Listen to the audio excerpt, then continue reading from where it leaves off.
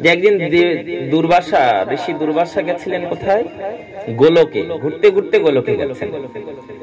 আর দুর্বাসাকে ভগবান তার গলার বৈজয়ন্তী ফুলের মালাটা উপহার দিয়েছেন। একটু ইকোটা কমায় দেওয়ার ব্যবস্থা একটু দেখো তো। একটা কথা শেষ হয়ে আর একটা কথা আসছে, তাও সাউন্ডটা শেষই হচ্ছে না। না, ইকোটা একটু দেখো, মাঝখানে দেখো ইকো ডেপ্থ লেখা আছে, ওটা একটু কমিয়ে দাও। রাধেশ্যাম, হ্যাঁ ঠিক আছে থাক। এই জন্য ভগবান বললেন যে যদি সাধু বৈষ্ণব ভক্তদেরকে মান্যতা না দেয়, শাস্ত্রে বললেন তার কি করে সংহার হয়, সেটাও ভাগবতে প্রমাণ দিলেন। যেহেতু সাধু এসে উপস্থিত হয়েছেন গোলকে, ভগবান সাধুকে ভালোবেসে ভগবান নিজের গলার বৈজয়ন্তী ফুলের মালা দুর্বাসা ঋষির করে দিলেন। দুর্বাসা ঋষি খুব খুশি হলেন, বাহ, ভগবান আমাকে ভালোবেসে বৈজয়ন্তী ফুলের মালা দিয়েছে। সেটাকে শিরে ধারণ করে যাচ্ছেন। পথে দেখা হলো ঐরাবত হস্তির পিঠে চড়ে দেবরাজ ইন্দ্রকে। দেবরাজ ইন্দ্র আসছেন, ইন্দ্রের সঙ্গে দেখা হলো। ইন্দ্র দেবর্ষি দুর্বাসা ঋষিকে দেখা মাত্র প্রণাম জানালেন। দুর্বাসা ঋষি ভাবলেন দেবরাজের সঙ্গে দেখা হলো, তো তিনি রাজা, রাজার সঙ্গে রাজ সাক্ষাতে তো রাজাকে কিছু দেওয়া দরকার, তা আমার এই মুহূর্তে তো কিছু নেই। মনে পড়ে গেল ভগবান তো আমাকে বৈজয়ন্তী ফুলের মালাটা দিয়েছে, সেটাই না হয় আমি ইন্দ্রকে উপহার দিই। ভগবত নির্মাল্যের থেকে জগতে উত্তম আর কোন উপহার হতে পারে? সাক্ষাৎ ভগবানের গলার প্রসাদী মালা দিলেন ইন্দ্রকে। ইন্দ্র মালাটা নিলেন, শিরে ধারণ করলেন।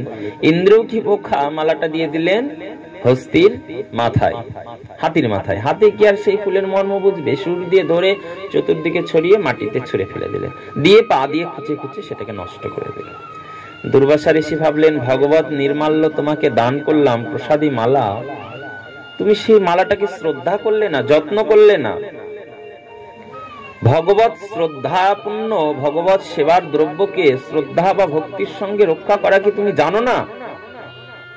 অভিশাপ দিলেন, তুমি শ্রীহীন হয়ে যাও, অর্থাৎ তুমি লক্ষ্মী ছাড়া হয়ে যাও। লক্ষ্মী তোমাকে অতি শীঘ্রই ত্যাগ করবে। এখন ঋষির বাক্য বৃথা যাবে না। খবর পেয়ে গেলেন শুক্রাচার্য যে দুর্বাসা ঋষি অভিশাপ দিয়েছেন দেবরাজকে যে তুমি এবং তোমার দেবলোক লক্ষ্মী ছাড়া হয়ে যাও। দুর্বাসা ঋষি সমস্ত অসুরদেরকে বললেন তোমরা প্রস্তুত হও। কেন? যেহেতু শ্রীহীন হবে, লক্ষ্মী ছাড়া হবে, তাই তাদের বেশি আর বল থাকবে না। সমস্ত অসুররা আক্রমণ করাতে খুব সহজেই যুদ্ধে জয়লাভ করে তারা দেবলোক দখল করে নিল। দেবতারা দেবলোক থেকে বিতাড়িত হলো, চতুর্দিকে ছড়িয়ে ছিটিয়ে চতুর্দিকে ঘুরে বেড়াতে শুরু করলেন তারা। তখন সমস্ত দেবতারা মিলে ছুটে চলে গেলেন ভগবানের কাছে। ভগবানকে গেলেন, প্রভু আমরা তো বল হারালাম, রাজ্য হারালাম, সব হারালাম, এই অবস্থাতে আমরা কি করে আবার আমাদের দেবরাজ্য ফেরত পাবো? আমরা এখন দেবরাজ্য ছাড়া হয়ে চতুর্দিকে ঘুরে বেড়াচ্ছি। ভগবান বললেন এক কাজ করো, তোমরা এখন আর ওই অসুরদের সঙ্গে লড়াই করে পারবে না। কেন? তোমাদের থেকে লক্ষ্মী, শ্রী, বল সবকিছু, যখন লক্ষ্মী ছেড়ে যায়, শাস্ত্রে বলেন লক্ষ্মীর পিছনে পিছনে জগতের যা আছে সবাই ছেড়ে চলে যায়। লক্ষ্মী এমন একটা বিষয়, যদি ও যদি ঘরে আছে তো সবাই আছে, আর ওই যদি নেই তাহলে আর কেউ থাকবে না। লক্ষ্মী চলে গেছে তো স্বর্গ থেকে অপ্সরারা চলে গেছে, লক্ষ্মী চলে গেছে তো স্বর্গের কল্পবৃক্ষ চলে গেছে, লক্ষ্মী চলে গেছে তো ইন্দ্রের ঐরাবত পর্যন্ত চলে গেছে, সবাই চলে গেছে। এখন এই পরিস্থিতিতে কি করে যুদ্ধ হবে? ভগবান নির্দেশ দিলেন এক কাজ করো, তোমরা সমুদ্র মন্থন করো। কেননা লক্ষ্মী দেবী আদি সবাই সেই সমুদ্রের মধ্যেই প্রবেশ করেছে, আর সমুদ্রের তলায় বহুদিন ধরে অমৃত সঞ্চিত রয়েছে। তোমরা এমনি এমনি অসুরদের সঙ্গে যুদ্ধ করে পারবে না। তোমরা এক কাজ করো, ওই অমৃতকে তুলে এনে সে অমৃতটা পান করো, তাহলে তোমরা অসুরদের সঙ্গে যুদ্ধ করতে সক্ষম হবে।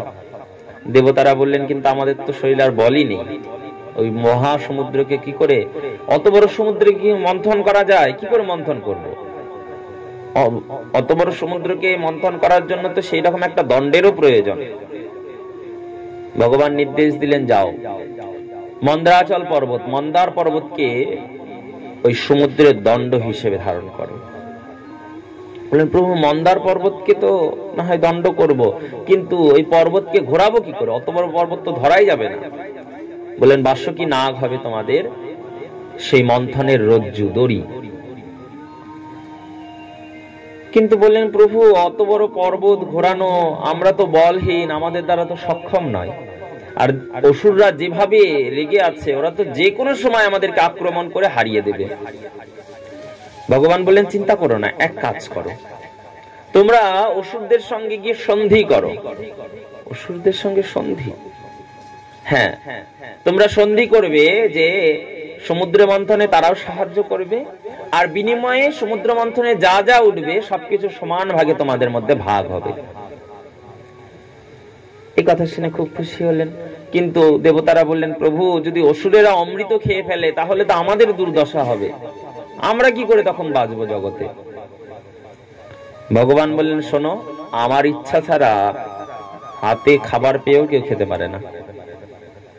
ভগবানের ইচ্ছা বই আছে অনেক, কিন্তু ভগবান যদি না চায় তুমি খেতে পারবে না।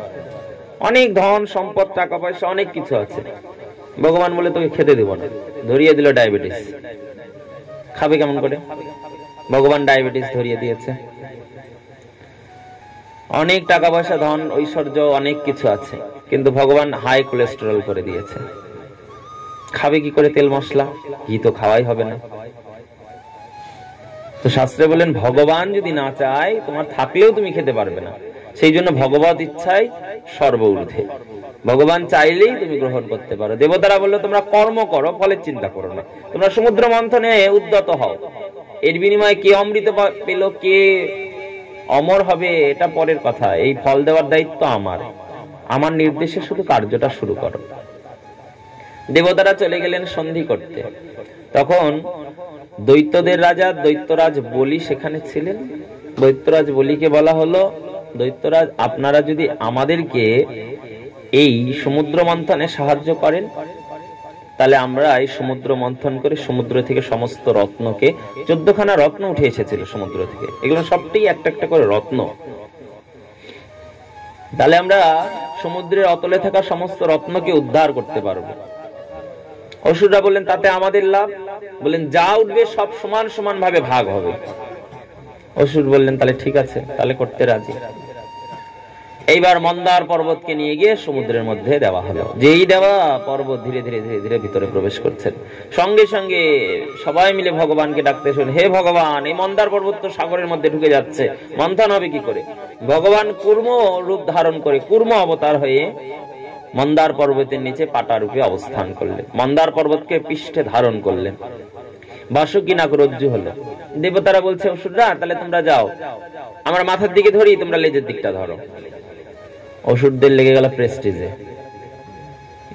লেজ মানে তো পা, আমরা পা ধরবো আর তোমরা মাথার দিকে ধরবে, তোমরা মাথায় থাকবে আমরা পায়ে থাকবো, এটা কখনো হয়? দেবতারা বলছেন আরে ধরলেই হলো যে কোনো একদিকে। বলছে তাহলে তোমরা পায়ের দিকে যাও, আমরা মাথার দিকে যাচ্ছি। বেশ, তাই হলো। মাথার দিকে অসুরেরা চলে গেলেন, পায়ের দিকে লেজের দিকে চলে গেলেন দেবতারা। এবার মন্থন শুরু হলো। যখন রজ্জু ধরে টানাটানি হচ্ছে, সেই বাসুকী নাগকে ধরে টানাটানি করছে, ওই টানাটানিতে বাসুকী নাগের সর্বশরীরে এত জ্বালা হতে শুরু করলো, বাসুকী নাগ সঙ্গে সঙ্গে মুখ দিয়ে হলাহল বিষ ঢালতে শুরু করলেন, বিষ বেরোতে শুরু হলো। আর সেই বিষে সমস্ত অসুরেরা জ্বালায় পুড়ে পুড়ে কুৎসিত হয়ে গেল। আগে বেশ ভালোই ছিল, ভদ্রলোক ভদ্রলোক ভাব, সুন্দর সুন্দর ছিল, তো হঠাৎ করে তারা ওই বিষের জ্বালায় সকলে কুৎসিত বর্ণ ধারণ করল।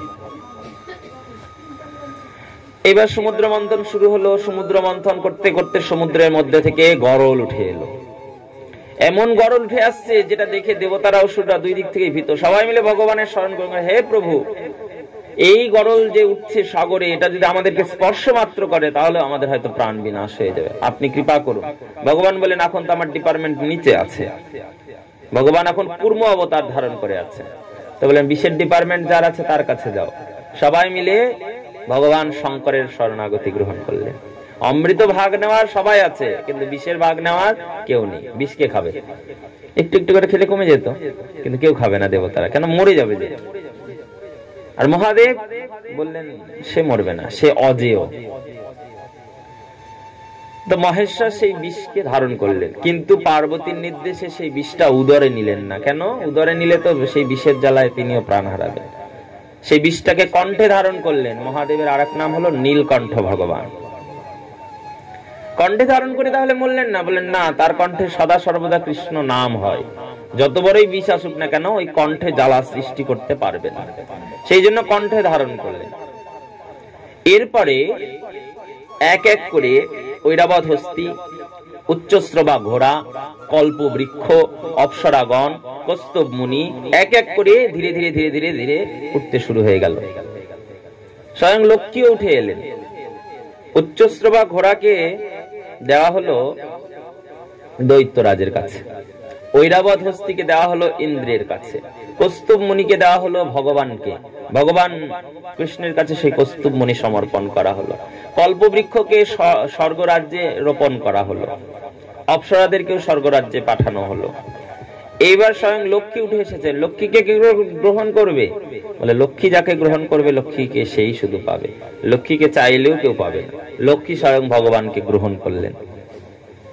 এরপরে ভগবান সমুদ্রের মধ্য থেকে ধন্বন্তরী রূপে অমৃতের কলস নিয়ে উঠে এলেন। দিব্য ভগবান যেই অমৃতের কলস নিয়ে উঠেছেন, দেবতার আর অসুরদের মধ্যে তখন বাদ বিতণ্ডা শুরু হয়ে গেল। অসুররা ছলনা করে ভগবানের হাত থেকে অমৃতের কলসটা নিয়ে পালিয়ে চলে গেলেন। দেবতারা চিৎকার করতে শুরু করেন, হায় হায় হায় হায়, নিয়ে চলে গেল, নিয়ে চলে গেল। ভগবান বললেন, থামো, আমি না চাইলে ধন নিয়ে গেলেও কেউ ভোগ করতে পারবে না, আমি আছি তো। এবার অসুররা নিয়ে গিয়ে অসুরদের মধ্যেও বিবাদ শুরু হয়ে গেছে। অহম পূর্বম, আমি আগে, আমি আগে, এই বলে অমৃতের কলস নিয়ে কাড়াকাড়ি শুরু হয়েছে। কে আগে অমৃত খাবে, এই নিয়ে তাদের মধ্যে দ্বন্দ্ব। সবাই বলছে আমি আগে খাবো, সবাই বলছে আমি আগে খাবো। এই বলছে, এই তুই কেন আগে খাবি, আমি বেশি টেনেছি, আমি সবার আগে ছিলাম, আমার সব থেকে বেশি কষ্ট। যাই সবার পিছনে ছিল, তাই বলে তুই কি টানছিস, আমি তো সবার পিছনে, সবার টানটা তো আমিই দিলাম, তাই আমি আগে খাবো। যাই মাঝখানে ছিল, বলে তোরা তো সামনে আর মাঝখানে, সামনে আর পিছনে শুধু ধরেছিলিস, আমি মাঝখানে, আমিই বেশি টানছি। এইভাবে একে অপরের মধ্যে, কেউ বলছে তোর যা শরীর তুই আর কি টানছিস, আমার শরীরটা দেখছিস আমি কত টানছি, আমার বডি আছে। এইভাবে অসুরদের মধ্যে বাদ বিতণ্ডা শুরু হয়ে গেল, কে আগে অমৃত খাবে। ভগবান সেখানে সদয় হলেন। ভগবান দিব্য মোহিনীর মূর্তি ধারণ করে সেখানে এসে হাজির হলেন। মোহিনীর মূর্তি ধারণ করে মৃদু মন্দ চালে ধীরে ধীরে ধীরে সেই পথ দিয়ে অগ্রসর হলেন। যেই মাত্র ধীরে ধীরে সেই পথ দিয়ে অগ্রসর হয়েছেন, অসুররা মোহিনীর চরণের নুপুরখানার চলন শুনে, শব্দ শুনে সবাই স্থির হয়ে ভাবছে এই শব্দ কোথা থেকে আসছে। দেখলেন দিব্য মনোহর কান্তি বিশিষ্ট একজন নারী সেই পথ দিয়ে যাচ্ছে। তাকে দেখে সব বাদ বিতণ্ডা ভুলে গেল, সবাই তার দিকেই শুধু তাকিয়ে আছেন। মোহিনী বলেন, এটাই ভগবানের প্রথম আর সর্বোত্তম অবতার আর রূপ, মোহিনী মূর্তি, যাকে সবার মনকে তিনি হরণ করে ফেলেছেন, মোহিত করে ফেলেছেন। অসুররা সবাই তাকিয়ে আছেন, সবাই মিলে সেখানে দেখছেন। তাদের বাদ বিতণ্ডা ঝগড়া সব থেমে গেছে। সবাই মিলে জিজ্ঞাসা করলেন, তুমি কে গো? মোহিনী রূপী ভগবান বলেন, আমার নাম মোহিনী। ভগবান জিজ্ঞাসা করলেন, তোমাদের মধ্যে এত এই হট্টগোল গন্ডগোল কি নিয়ে হচ্ছে? বলে, আর বলো না, এই যে আমরা সমুদ্র মন্থন করেছি তো ওখান থেকে অমৃত উঠেছে, তো এই অমৃতটা ভাগ করা নিয়েই সমস্যা, কে ভাগ করবে? তো এখন মনে হচ্ছে আমরা ভাগ করার লোক পেয়ে গেছি। মোহিনী বলছে, কাকে পেলে? বলছে, তুমি আছো সামনে, তুমি ভাগ করে দিবে। মোহিনী বলছেন, আমি ভাগ করে দেব? তোমরা আমাকে বিশ্বাস করছো কি করে? বললো, তোমাকে দেখেই মনে হচ্ছে তুমি সৎকুলের কোন রমণী হবে, তাই তোমার উপরে বিশ্বাস করা যায়। মোহিনী বললেন, কিন্তু আমি কিন্তু কাউকে ঠকাই না। তখন বলবে যে আমি কাউকে ঠকিয়েছি। আচ্ছা, সমুদ্র মন্থনে তো দেবতারাও তোমাদেরকে সাহায্য করেছিল? বলে, হ্যাঁ করেছিল। বলে, তাহলে ওদেরকে তোমরা ঠকাচ্ছ কেন? এখন মোহিনী কথা বলছে তো অসুরদের মন গলে যাচ্ছে, সব ভুলে যাচ্ছে। এখন অসুররা না ওরা দেবতা, ওরা নিজেরাই জানে না। বলে, ঠিকই বলছো।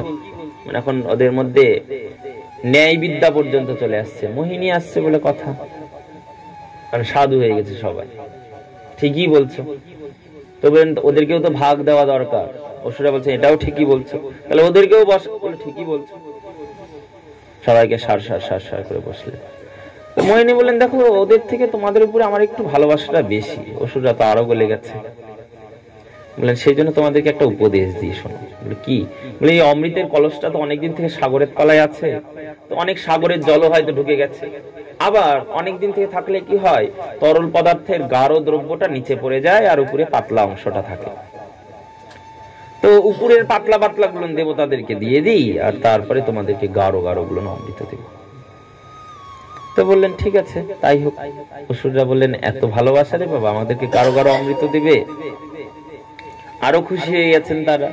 এবার অমৃত বন্টন শুরু হলো, সবাই সার করে। সবাই তো মোহিনীর মুখের দিকেই তাকিয়ে আছেন। কেন? মোহিনীর রূপ দেখে, মোহিনীর শোভা দেখে সবাই মোহিত। কলসির দিকে কারো নজর নেই, একজনের নজর ছিল, রাহু, এই হিরণ্যকশিপুরই ভাগনা হবে সম্বন্ধে। এই নজর করেছে যে বাবা কলসিটা এতক্ষণ এইরকম ছিল, এইভাবে দিচ্ছে এক এক করে, এখন কলসিটা ধীরে ধীরে উপর হয়ে যাচ্ছে, মানে সব তো শেষ হয়ে যাবে। আচ্ছা, এই গাঢ় অমৃত খাওয়ানোর আশা দিয়ে আবার সব অমৃত শেষ করে দেবে না তো? সন্দেহ হলো মনে। সেই জন্য কি করলেন, সঙ্গে সঙ্গে মায়ার দ্বারা দেবতার মূর্তি ধারণ করে ওই চন্দ্র আর সূর্যের মাঝখানে গিয়ে সে বসে গেলেন। যে দেখি তো যদি দেয় তাহলে তো ওখানেও দিবে, এখানেও দিবে, আমিও পাবো, অসুবিধা নেই। তাতে বসে পড়েছে। এবার মোহিনী রূপধারী ভগবান তো ভেবেছিলেন যে দেবতাদেরকে দিয়ে শেষ করবেন, কিন্তু দিতে মাঝখানে রাহুর পাতেও পড়ে গেছে। রাহু সঙ্গে সঙ্গে অমৃতটা নিয়ে পান করবে। চন্দ্র একবার সূর্যকে দেখে, সূর্য একবার চন্দ্রকে দেখে। ভাই মাঝখানে এটাকে, আমাদের মাঝখানে তো কেউ আসে না, আমরা তো দুইজন একসঙ্গেই থাকি।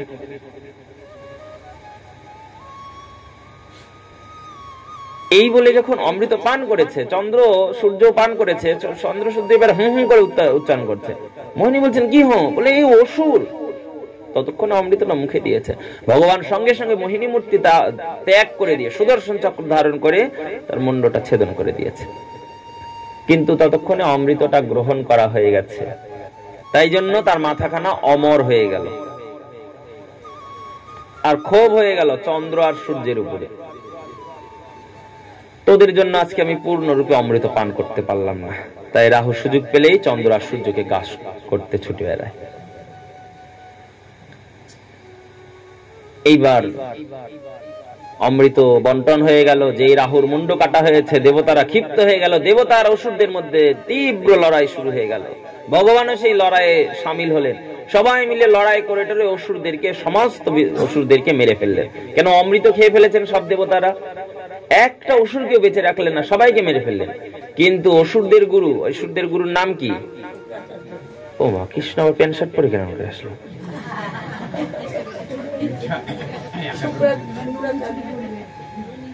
হে কৃষ্ণ, তুমি কার বাড়িতে গেলে ধুতি খুলে নিল তোমার?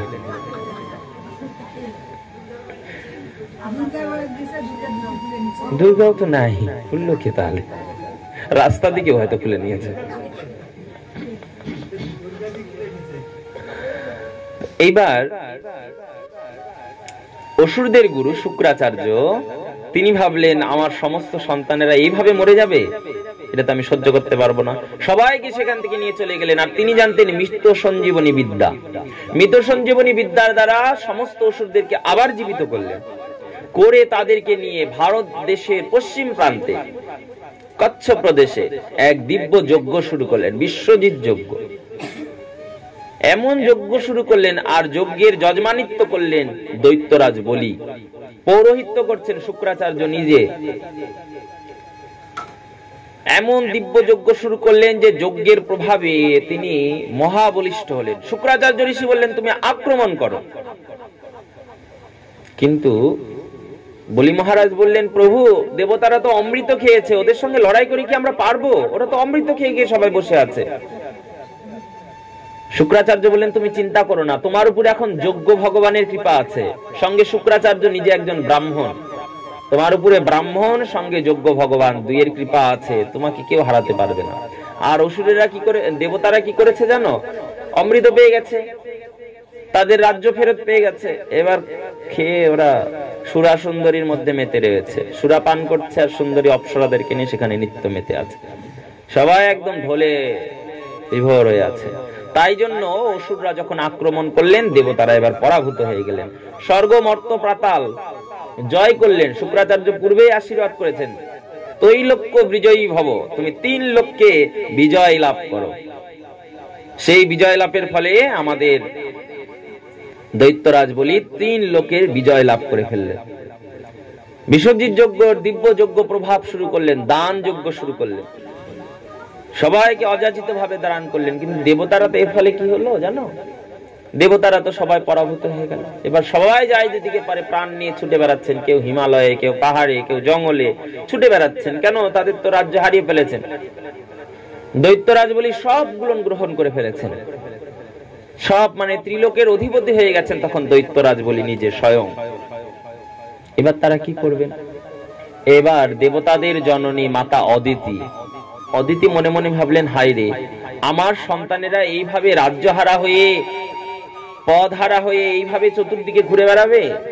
তার পতি, অদিতির পতির নাম কি বল? অদিতির পতির নাম বল, কে বলল? কশ্যপ মুনি। বলটা কে বলল? ও, অদিতির বর বলে আমার বলছে বল। কশ্যপ মুনি হলেন, কশ্যপ মুনি ছিলেন অদিতির পতি। অদিতি পতিদেবের কাছে গিয়ে বলেন, পতিদেব, আমার সন্তানেরা এইভাবে রাজ্যহারা হয়ে, স্বর্গহারা হয়ে চতুর্দিকে ছুটে বেড়াচ্ছে, এতে তো আমার তো সহ্যের বাইরে। তো তখন কশ্যপ মুনি বলছেন, কি করবে? ওরা পরাজিত হয়েছে, ওরা যুদ্ধে জয়লাভ করতে পারেনি, সেই জন্য রাজ্যহারা হয়ে চতুর্দিকে ছুটে বেড়াচ্ছে। এবার অদিতি বললেন, স্বামী, আমার মনে হচ্ছে আমার যদি এমন একটা সন্তান থাকতো যে সমস্ত অসুরদেরকে হারিয়ে আমার সন্তানদেরকে আবার দেবরাজ্যগুলো ফেরত দিত, পদগুলো ফেরত দিত, এমন যদি একটা সন্তান পেতাম আমি। কশ্যপ বললেন, অসম্ভব কিছু নয়, ভগবত কৃপা হলে পরে করা যায়, ভগবানের প্রার্থনা করো, উপাসনা করো। বলে সত্যি হবে? বলে অবশ্যই হবে। সেই জন্য একটা ব্রতের কথা কশ্যপ ঋষি বললেন, পয়ব্রত, দুগ্ধ পান করে এই ব্রত করতে হয়।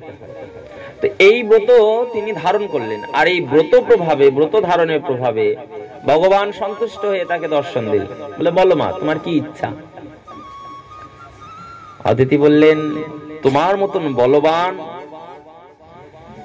সমস্ত লোকের অধিপতি একজন বলিষ্ঠ সন্তান আমি চাই, যে আমার এই স্বর্গরাজ্য ছাড়া সমস্ত সন্তানদেরকে রাজ্য ফেরত দেবে। ভগবান বললেন, মা, আমার মতন তো আমি এক পিসি আছি, কপিরাইট নেই, কপিরাইট ক্লেম হলে পরে সে ব্লক। কেউ যদি ভেবেছে দেবতা ভগবান সাজবে, তাহলে সঙ্গে সঙ্গে সরকার থেকে তাকে কপিরাইট করে দিয়েছে, দিয়ে সে ব্লক। তা আমার মতন তো এক পিসি আছি। তো মাতা অদিতি বলেন, আমার তো তোমার মতনই দরকার। বললে, কপিরাইট তো হবে না, জেরক্স কপি তো হবে না, তাহলে আমাকেই নিতে হবে। আশীর্বাদ করলাম মা, তুমি খুব শীঘ্রই আমাকে সন্তান রূপে লাভ করবে। তাই শ্রাবণী দ্বাদশী, যেটাকে বামন দ্বাদশী বলা হয়, সেই দিন অদিতির কোল আলো করে স্বয়ং ভগবান বামন দেব রূপে আবির্ভূত হলেন। বামন ভগবান ছোট থেকেই ধীরে ধীরে বড় হতে হতে একটা সময় আর বাড়লেন না, ছোট্ট হয়ে থাকলেন। সংস্কৃতে বামন শব্দের অর্থ খাটো। বামন মানে ব্রাহ্মণ শব্দ এরকম না, সংস্কৃতে বামন মানে ছোট্ট, খাটো। এবার সেই বামন ভগবান মাথায় একটি ছত্র ধারণ করে, হাতে কমণ্ডল নিয়ে পথে চলতে শুরু করেছেন। বগলের নিচে একটা কুশাসন। শুনেছে বলি মহারাজের দান যজ্ঞের কথা। তো বলি মহারাজকে যদি পরাস্ত করতে হয়, তাহলে বলি যে মহারাজের সেই দান যজ্ঞকে বিনষ্ট করতে হবে। আর সেই দান যজ্ঞ বিনষ্ট করার জন্য স্বয়ং ভগবান চলেছেন ছোট্ট বামন বেশে। এবার বলির যজ্ঞশালের সামনে যেই গিয়ে উপস্থিত হয়েছে, সঙ্গে সঙ্গে বলি মহারাজ ব্রাহ্মণ দেবকে দেখে অভ্যর্থনা করে, বামন দেবের তো মানে অভিষিক্ত হয়েছেন, খুব সুন্দর। বরুণ দেব ছত্র দিয়েছেন, দেবগুরু বৃহস্পতি তার গলায় যজ্ঞসূত্র দিয়েছেন, সবাই মিলে অভিষিক্ত করেছেন তাকে। ভগবান আসলে আর সবাই কি বাকি থাকে? সবাই মিলে তাকে মহা অভিষিক্ত করেছেন। এবার করিয়ে সেখানে বলি মহারাজ যখন যাচ্ছেন, তার সেই বামনদেব ভগবানকে আহ্বান করার জন্য, অভ্যর্থনা করার জন্য, যে এত সুন্দর বামন শিশু দেখেই যেন হৃদয়টা জুড়িয়ে পড়ছে, মনে হচ্ছে এর কাছে আমি সবকিছু দান করে দিই। অভ্যর্থনা করে ডেকে নিলেন, হে বামনদেব, হে ছোট্ট ব্রাহ্মণ ভগবান, তুমি কৃপা করে আমার যজ্ঞশালে এসে আমার থেকে কিছু দান গ্রহণ করুন। আমি বিশাল দান যজ্ঞ শুরু করেছি। বামনদেব ভগবান বলে আমার কিছু লাগবে না গো, কিচ্ছু লাগবে না, আমি দান নিয়ে কি করব? বলে ধন জন ঐশ্বর্য দি। বলে আমি কি করব, একা মানুষ। বলি মহারাজ বললেন, ও একা, তাহলে আমার রাজ্যে একটা ভালো ব্রাহ্মণ সুকন্যা দেখে আপনার সঙ্গে বিবাহ করে দিই। বামনদেব বলছে, ওরে বাবা, ওটার দিকে আমি নেই, বিবাহ কার্যের দিকে আমি অগ্রসর হতে পারবো না, আমি একাই বেশ ভালো চতুর্দিকে ঘুরে বেড়াই। বলে, ও ঘুরে বেড়ান, তাহলে আপনাকে রথ, হস্তি কিংবা ঘোড়া কিছু একটা দিই, যেটাতে চড়ে আপনি ঘুরে বেড়াবেন আনন্দে। বলেন, ওই সবও আমার কিছু দরকার নেই, কিন্তু আপনাকে কিছু না দিতে পারলে যে আমার মনটা সন্তুষ্ট হবে না। বামন ভগবান বললেন, শোনো বলি, যদি একান্তই দেওয়ার ইচ্ছা থাকে, কি আর দেবে? একা মানুষ, দুই পায়ে ঘুরে বেড়ায়, হয়তো চলাফেরা করার জন্য আর একটা পথ দরকার, আমাকে 3 পদ ভূমি দিলেই হবে। দৈত্যরাজ বলি বলছেন, ভূমি? আরে আপনি আমার একটা নগর নিয়ে নিন, আমার কোনো অসুবিধা নেই, আমি ত্রিলোকের অধিপতি বলি, আমি এত ক্ষুদ্র দান কি করে করি আপনাকে, একটা নগরের আপনাকে অধিপতি করে দিচ্ছি। ভগবান বলেন, না বলি, আমি যা চেয়েছি তাই, আমি কোন নগরের অধিপতি হতে চাই না। বললেন, 3 পদ ভূমি? আচ্ছা বেশ, আপনার যেখান থেকে নেওয়ার ইচ্ছে আপনি না হয় নিয়ে নিন। বলেন, না, ওইভাবে তো দিলে হবে না, বলি তোমাকে সংকল্প করে দান করতে হবে। যে কোনো দান করলে সেটাতে সংকল্প করে দান করতে। আগেকার দিনে তার ভূমিদান, গোদান, কন্যাদান এগুলোতে সংকল্প করা হতো। কেন? আগেকার দিনে তার এই তো রেজিস্ট্রি অফিস ছিল না, যে ল্যান্ড রেজিস্ট্রিতে গিয়ে রেজিস্ট্রি করে বলে দিবে এটা বামনদেব আপনার নামে রেজিস্ট্রি হয়ে গেল। তো ওগুলো তখন দানগুলো সংকল্প করে করে ব্রাহ্মণদেবকে নিয়ে সংকল্প করা হতো। এবার সেখানে বসে পৌরোহিত্য করছেন স্বয়ং আমাদের শুক্রাচার্য। তিনি ভাবছেন, কে রে ভাই এলো, সবার মন জয় করলো, করে টোরে আবার এখন বলছে সংকল্প করে দান করতে হবে। আমার তো মনে হচ্ছে সাধারণ কেউ না।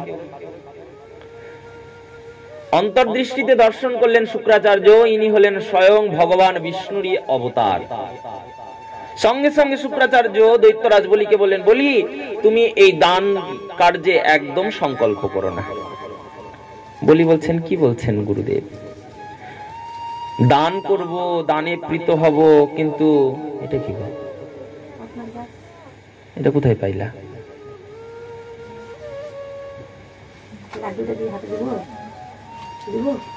গাছটা কোথায় থেকে?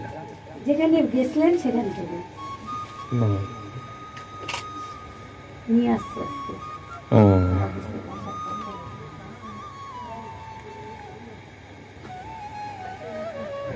তো স্বয়ং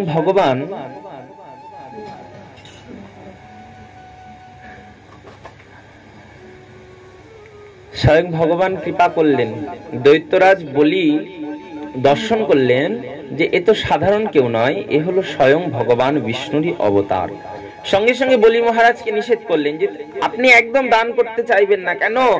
এ স্বয়ং বিষ্ণুর ছল, কপটতা, তো সেই জন্য আপনি এই দানেতে কিছুতেই রাজি হবেন না। কিন্তু দৈত্যরাজ বলি বললেন, প্রভু আপনি নিশ্চিত জানেন ইনি স্বয়ং ভগবান বিষ্ণু? শুক্রাচার্য বলছেন, হ্যাঁ বলি, আমি অন্তর্দৃষ্টিতে দর্শন করলাম ইনি স্বয়ং ভগবান বিষ্ণুরই অবতার। তো বলি মহারাজ বলছেন, প্রভু যিনি এই জগৎকে, বিশ্বকে সৃষ্টি করেছেন, জগৎকে সবকিছু দিয়েছেন, সেই ভগবান যদি আমার কাছে দানী হয়ে এসেছেন, দান প্রার্থনায় এসেছে, তাহলে আমি তাকে কি করে ফেরত দিই? এই হারমোনিয়ামটা ভিতরে করে দাও, তাহলে এখানেও আরো 1-2 জন বসতে পারবে। হারমোনিয়ামটা তুলে ভিতর ঘরে ঢুকিয়ে দাও। এইবার ভগবান দানে সংকল্প করতে বললেন। গুরুদেব শুক্রাচার্য বারবার নিষেধ করলেন, বলি তুমি দানে ব্রত হবে না, কিন্তু কিছুতেই শুনলেন না। বলি বললেন, প্রভু সবকিছু ছাড়া যায়, কিন্তু সত্য প্রতিজ্ঞা ছাড়া যায় না। আমি প্রতিজ্ঞা করেছি দানে, আর শাস্ত্র বললেন ভগবত দানে, ভগবত সঙ্গে দানে, দানের বিশাল মাহাত্ম্য রয়েছে। আর ভগবত স্থলে, ভগবত যজ্ঞে যদি কেউ দান করতে পারে, তাহলে সেই দান তো আরো আরো মহান ভাগ্যবান। ভগবত যজ্ঞস্থলে কেউ যদি কিছু দান করে, স্থান কাল পাত্র বিশেষে কেউ যদি উত্তম দান করে, তাহলে শাস্ত্রে বলেন কাউকে বাধা দিতে নেই। পারলে পরে কেউ যদি বলে 10 টাকা দিবে, তুমি বলতে পারো 15 টাকা দিয়ে দাও। কেন? ভগবত যজ্ঞস্থলে দান মানে সেটা সহস্র গুণ অধিক ফলদায়ক। তো বলি স্বয়ং ভগবানকে দান করবেন, আর শুক্রাচার্য তাকে বাধা দিচ্ছেন। এটাতে বলি মহারাজ বললেন, গুরুদেব এটাতে আপনার বাক্য মানতে পারব না। বলি তাহলে তোমাকে আমি অভিশাপ দিব, তুমি লক্ষ্মী ছাড়া হয়ে যাবে। কিন্তু এটাতেও কিছুতে ভয় পেলেন না বলি মহারাজ। বলি মহারাজ বললেন, কোনো অসুবিধা নেই গুরুদেব, কিন্তু আমি যে সত্য প্রতিজ্ঞ হয়েছি দান যজ্ঞের, এখানে তো যে যা চাইবে, আমার প্রাণ চাইলে পর্যন্ত বলি তুমি সর্বহারা হয়ে যাবে, তবু আমি দান করব গুরুদেব। ভগবান বলেন, বেশ তাহলে সত্য প্রতিজ্ঞা করো, হাতে গঙ্গা জল নাও। এবার গঙ্গা জল যখন ঢালবে কুমণ্ডল থেকে, শুক্রাচার্য লাস্ট একটা চেষ্টা করলেন, দূর থেকে দৃষ্টি দিয়ে সেই কুমণ্ডলের ছিদ্রটা বন্ধ করে দিলেন। জল পড়ছে না। শুক্রাচার্য বলছে, বলি মহারাজ বলছেন, প্রভু জল তো পড়ছে না। বলছে, অনেকদিন থেকে আছে তো, হয়তো নোংরায় জাম হয়ে গেছে। বলে, তাহলে পরিষ্কার করে দিন, আপনি তো সব পারেন। তার কাছে ছিল কুশের আসন, সেখান থেকে একটা কুশ নিয়ে যেই মাত্র দিয়েছে, তার দ্বারা শুক্রাচার্যের একটা দৃষ্টি অন্ধ হয়ে গেল। আমি অন্ধ হয়ে গেলাম, অন্ধ হয়ে গেলাম বলে চিৎকার করতে শুরু করেছে। ভগবান বামন দেব বলে, বেশ তো দূরে চলে গেছিল, আবার দৃষ্টি দেওয়ার কি ছিল? তো এখানে আমাদের গুরুদেব একটা কথা বললেন, শুক্রাচার্য কি করেছিল? দানেতে মানা করেছিল, দান করিতে করিল মানা, তাই শুক্রাচার্য হইল কানা। শুক্রাচার্য একটা চোখ হারিয়ে ফেললেন। এইবার শুক্রাচার্য সেখান থেকে চলে গেলেন। বলি মহারাজ এবার ত্রিসত্য প্রতিজ্ঞাবদ্ধ হলেন, ত্রিসত্য প্রতিজ্ঞা করলেন দানের জন্য। এবার ভগবানকে বললেন, এবার আপনি যেখানে ইচ্ছা সেখানে আপনার ত্রিপদ ভূমি নিন। ভগবান এক পদের দ্বারা ঊর্ধ্বলোকের সপ্ত স্বর্গকে গ্রহণ করলেন, দ্বিতীয় পদের দ্বারা নিম্নের স্বর্গ সপ্ত পাতালকে গ্রহণ করলেন। সাথে সাথে 14 লোক তো শেষ। বলি, এবার তুমি নরকে যাওয়ার জন্য প্রস্তুত হও। বলি বলেন, কেন প্রভু? বলেন, তুমি বলেছিলে আমাকে ত্রিপদ ভূমি দেবে, কিন্তু আমার 2 পদের দ্বারা তো তোমার 14 ভুবন সব জায়গা শেষ, আমার আরেকটা পা কোথায় দেব? তাই জন্য তুমি সত্য প্রতিজ্ঞা থেকে ভ্রষ্ট হয়েছো, তাই জন্য তুমি নরকে যাওয়ার জন্য প্রস্তুত হও। বলি বলেন, বেশ তাহলে একটু সহধর্মিনীর সঙ্গে দেখা করে আসছি। তার কাছে গিয়ে বললেন যে আমি দান করতে গিয়ে ব্যর্থ হলাম। তার সহধর্মিনী বলছেন, কেন স্বামী? বললেন, আমার ঘরে স্বয়ং ভগবান দান করতে এসেছে। ভগবানকে কি দান করার সামর্থ্য আমার মতন জীবের আছে? ভগবান ত্রিপদ ভূমি চেয়েছিল, কিন্তু আমি দিতে পারলাম না। বলে, তুমি তৈলোককে বিজয়ী বলি তুমি দিতে পারলে না? বলেন, হ্যাঁ গো, এক পদের দ্বারা ভগবান সপ্ত স্বর্গকে আর আরেক পদের দ্বারা ভগবান সপ্ত পাতালকে, এই 14 ভুবনকেই গ্রহণ করেছেন, আর একটা পা কোথায় দেবে? যে স্বামী একটা কথা বলুন তো। বলে, কি? আচ্ছা, যে দান করছে, কিছু দান করছে, আচ্ছা এই দানটা বড় না দানিটা বড়? বড় কে, দানি না দান? বলে, অবশ্যই দানি বড়। দানি বড় না হলে কি দান করতে পারে? তাহলে তো হয়ে গেল, আপনি দান করেছেন ত্রিপদ ভূমি, 2 পদে যদি 14 ভুবন গ্রহণ করেছেন, তা আপনি তো স্বয়ং দানি, তা আপনি তো আরো বড়। তা আপনি মস্তকটা নত করে দিন না ভগবানের কাছে, ভগবান আপনার মস্তকে তার 3য় পদ রাখবেন। বলি মহারাজ এসে বললেন, প্রভু আপনার চরণ দেওয়ার স্থান পেয়ে গেছে। স্থান পেয়ে গেছো কোথায়? বললেন, তোমার 3য় পদটা যেহেতু দানের থেকে দানি বড়, তাই আমি যেহেতু দান করেছি আমার মস্তকখানা নত করে দিলাম, আপনি আমার মস্তকে আপনার 3য় পদখানা দান করুন। ভগবান 3য় পদ দান করলেন, বলির উপরে সন্তুষ্ট হলেন। বলিকে বললেন, বলি আমি তোমার উপরে অতীব সন্তুষ্ট হয়েছি, তোমাকে সুতল লোকের রাজা করে দেব, আর আগামী কল্পে তুমি হবে ইন্দ্র। দেখো ভগবান কতটা দয়াময়। কেউ যদি ভগবানের প্রতি কিছু দান করে, ভগবানকে কিছু যদি দেয়, ভগবান কি করলেন, পৃথিবীর মতনই একটা লোক, ওটার নাম সুতল লোক, যেটা নিম্নে আছে, ওই সুতল লোকের রাজা তো বলিকে করে দিলেন। সঙ্গে আবার বললেন, শোনো আমি প্রতিশ্রুতি দিচ্ছি আগামী কল্পে তুমি ইন্দ্র হবে। আগামী কল্পে দেবতাদের রাজা যে ইন্দ্র হয়, সেই ইন্দ্র তুমি হবে। এই বলি অবতারে ভগবান এই বলিকে কৃপা করতে গিয়ে বামন অবতার ধারণ কালে ভগবান সমস্ত জীবকে এই দান যজ্ঞের ক্রিয়া শিখিয়েছেন। দানের কিরূপ মাহাত্ম্য, দানের দ্বারা জীব অধরা দ্রব্যকে পর্যন্ত লাভ করতে পারে, অসাধ্যকে পর্যন্ত সাধন করতে পারে, এমন দান যজ্ঞের বিশেষ কৃপা রয়েছে। এবার ভগবান সুখদেব ব্রহ্মচারী পরীক্ষিত মহারাজকে ভাগবত কথাকে প্রসঙ্গ করালেন।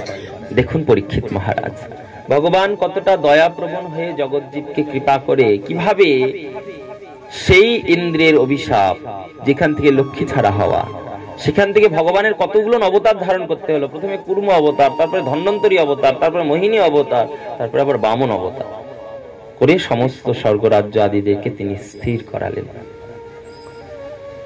পরীক্ষিত মহারাজ জিজ্ঞাসা করলেন, আচ্ছা প্রভু, শুনেছি আমাদের ভগবান এই ধরাভূমিতে চন্দ্রবংশে এবং সূর্যবংশে এসেছিলেন। সবার আগে কোন বংশে এসেছিলেন? মানে সবার আগে তিনি সূর্য বংশে এসেছেন।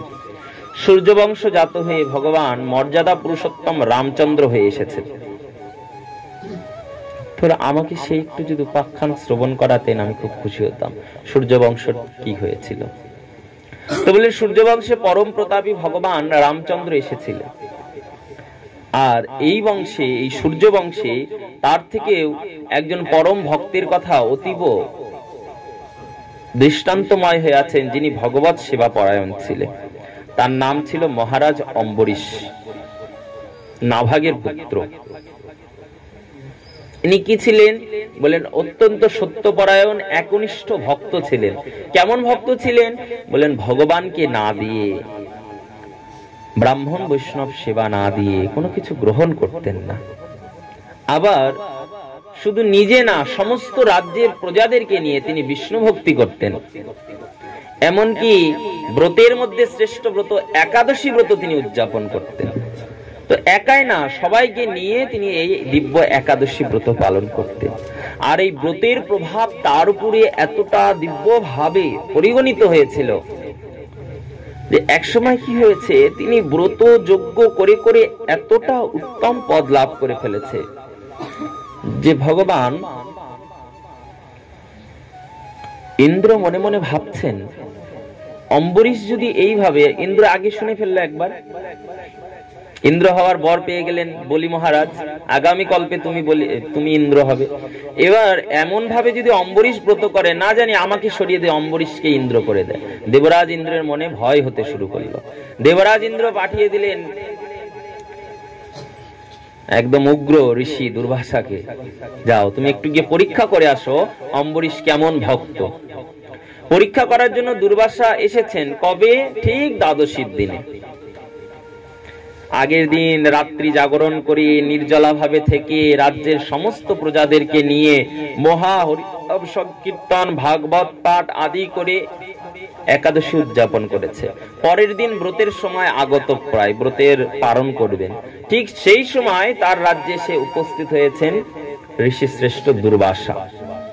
দুর্বাসা কিন্তু সমস্ত উত্তম গুণের অধিকারী, কিন্তু দুর্বাসার একটাই শুধু আছে দোষ, যে একটুতেই তিনি কি হয়, খুশি হয়ে যায়, হ্যাঁ, রেগে যায়, তাই না? ওর নামই হলো দুর্বাসা। ওর থেকে দূরে বাস করাই ভালো, কাছে গেলেই গন্ডগোল হয়ে যেতে পারে বাবা, যা রাগ একটুতে। সমস্ত বিদ্যা, সমস্ত কিছু থাকলেও তিনি তার ক্রোধকে নিয়ন্ত্রণ করতে পারেন। এইবার দুর্বাসা ঋষি এসে উপস্থিত হয়েছেন। অম্বরীশ মহারাজ দুর্বাসা ঋষিকে দেখে খুবই খুশি। কেন? আরে আমার অহভাগ্য, ব্রতের পালনের দিনে আমার ঘরে কোনো ব্রাহ্মণ সাধু এসেছে। আমার মনে হয় শাস্ত্র বললেন, কোন জীব যদি ঘরে কোনো সাধু বৈষ্ণব ভক্তকে অযাচিত ভাবে লাভ করতে পারে, যদি এসে উপস্থিত হয়, জানবে সেটা তার মহাভাগ্য। আর এই ব্রতের পালনের দিনে যদি হয়, তাহলে তো জানবে তোমার ব্রত একদম কি বলবো 100 ভাগ ভগবান সন্তুষ্ট। সেই জন্য তোমার ব্রতকে সফল করার জন্য সাধু তোমার ঘরে পাঠিয়ে দিয়েছে। এখনকার দিনে আবার সমস্যা, মানুষ সাধু নিতে চায় না বাড়িতে। পরে আসবেন বাবা, এখন ব্যস্ত আছে, আজকে দ্বাদশীর দিন, এগুলো ঝামেলা, অনেক কিছু আছে, আজকে হবে না বাবা, বাবাজি অন্যদিন আসবেন, ভালো করে ডাল ভাত খাওয়াবো। কেন? এখনকার জীব সাধু সেবা, অতিথি সৎকার আদি জানেন না।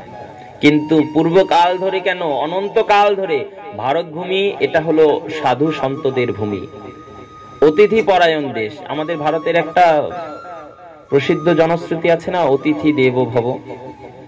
অতিথি মানে সে সাক্ষাৎ দেবতা তুল্য, অতিথি মানে সে সাক্ষাৎ নারায়ণ তুল্য। তো এলে পরে লোক বলে সবই ঠিক আছে, কিন্তু এমন সময় আসে না, মানে অসুবিধা। আরে বাবা, এমন সময় তো আসবে, কেন? তার নামটা কি? অতিথি। তিথি ধরে তো আসবে না, বলে কই আসবে না, যখন তখন আসবে। অতিথি, সময় নেই, যে কোনো সময় আসতে পারে। তোমার সেবার সময় এসে চলে আসতে পারে, সকালে চলে আসতে পারে, বিকেলে চলে আসতে পারে, যে কোনো সময়। তো যোগ্য যখন যে পরিস্থিতি, মনে করে একাদশীর দিনে চলে এসেছে, তাহলে সমস্যা। একাদশীর দিনে কি দেবো? কিছু তো দেওয়াও যায় না, ভিক্ষা তণ্ডুলাদি। বলে ফল টল দাও, না হলে একটু জল সেবা করাও, যদি গ্রহণ করে, যদি বাড়িতে ফল থাকে একটু ফল দাও। যোগ্য কিছু একটু দিতে হয়।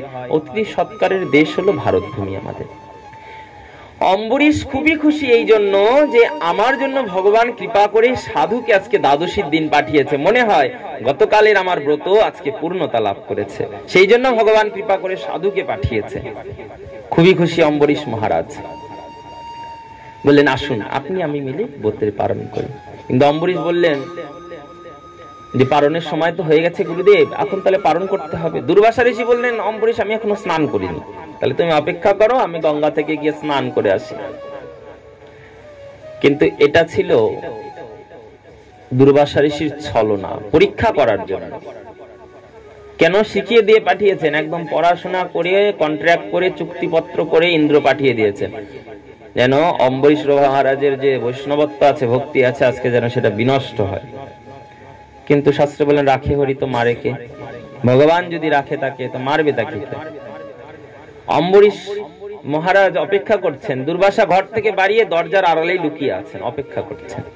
এই দিকে ব্রতের সময় পারায়ণের চলে যাচ্ছে। আপনারা সবাই তো একাদশী ব্রত করেন, তো এখানে সবাই করেন?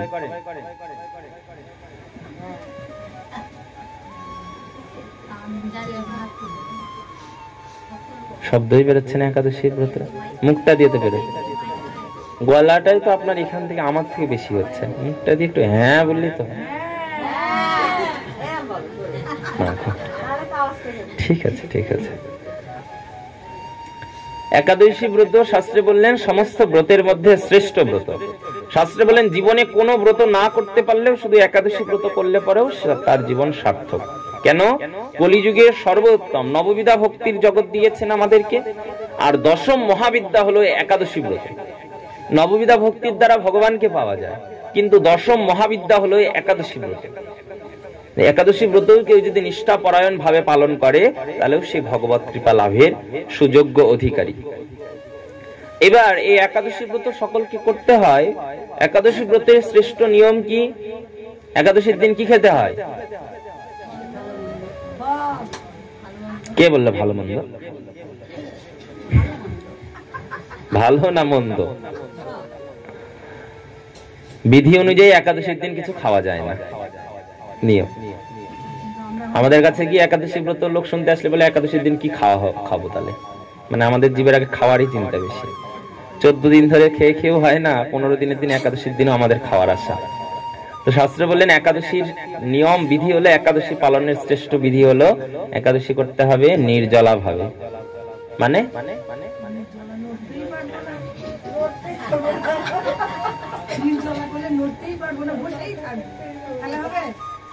আসলে কি আমরা গৃহস্থ জীব, তো শাস্ত্রে বিধি দেওয়া রয়েছে ব্রত নির্জলা ভাবে করতে হয়। আর কি করতে হয়? রাত্রি জাগরণ করতে হয়। ওরে বাবা বলে উঠছে, হ্যাঁ। আর বিয়ে বাড়ি যখন যাও তখন বন্ধ হয় সাজে গুজে, এই দেখো তখনও হবে না গো। তো শাস্ত্র বলছেন যে একাদশী পালনের শ্রেষ্ঠ বিধি হলো নির্জলা ভাবে আর রাত্রি জাগরণ করে, এটাতে একাদশী শ্রেষ্ঠ। এইভাবে পালন করতে হয়। আর অন্ন ব্যঞ্জন তো আদি গ্রহণ করা যাবে না। সব থেকে চরম ভাবে নিষিদ্ধ হয়েছে পঞ্চশস্য। পঞ্চশস্য কিছুতেই সেই দিন গ্রহণ করা যাবে না। তো শাস্ত্রে বলেছেন যে একাদশীর দিনে যদি নির্জলা থাকতে অসমর্থ হও, তাহলে জলটা নিতে পারো। নির্জলা থাকতে পারছো না, তাহলে শুধু জলটা নিও। আচ্ছা, জল নিয়েও যদি একটু সমস্যা হয়, তাহলে একটু ফল নিও। ফল নিয়ে যদি সমস্যা হয়, তাহলে তুমি দুগ্ধ জাতীয় কিছু নিও। দুগ্ধ জাতীয় নিয়েও যদি সমস্যা হয়, আর বলবোই না, থাক, বেশি হয়ে যাবে বলা, কম গ্যাস। তাহলে নির্জলা থাকাই ভালো। দুধ টুধ খাবে না, গ্যাসও হবে না। না হবে না, জলটা একটু নিতে হবে ঠিকঠাক করে। আর ব্রতের দিনটা কি করতে হবে বলতো, কর্মটাকে একটু বিরত রাখতে হবে, বেশি উচ্চ কর্ম টর্ম আদি করাটা ঠিক না। যেমন দেখো, আমরা মানুষ জন্ম পেয়েছি সবাই, ভগবান সব দিয়েছে, চোখ, নাক, মুখ, গলা সবার হয়। চলো আমার সঙ্গে ব্রজে। এক একজন ব্রত উপবাসী নির্জলা হয়ে থাকে, এত বড় বড় গামলা, এত বড় বড় কড়াই রোজ মাঝে। ওরা খায় না, তবু ভক্ত সেবার গুলো মাঝে ওরা করা যায়। একটু একটু করে করে ধরতে হয়, কেন শরীরের আর এক নাম মহাশয়, যা সহাবে তাই সয়। যদি সওয়াতে ইয়ে করো, ব্রজভূমিতে বড় বড় মহাজন গুলন, বৈষ্ণব আচার্যগণ গুলন একদম নির্জলা, বয়স আমাদের 70 পার হয়ে গেছে, 80 ছুঁই ছুঁই বিনোদ বাবা, ওই শরীর নিয়ে, এত বয়স্ক শরীর নিয়ে নির্জলা থেকে সারা রাত হরিনাম সংকীর্তন হারমোনিয়াম বাজাই বাজাই করে।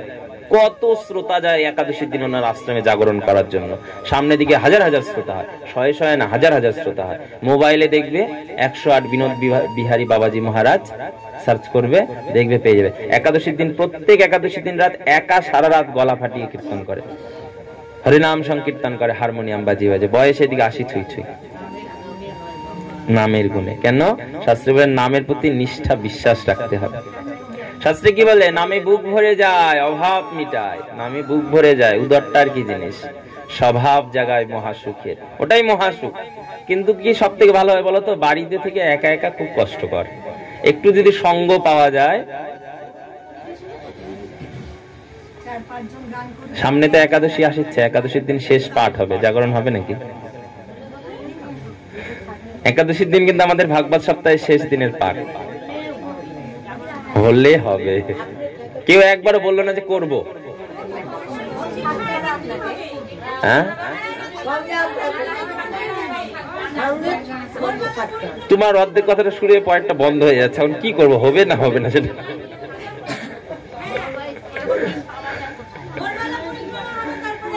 ভোরবেলা তো পরিক্রমা করা হবে,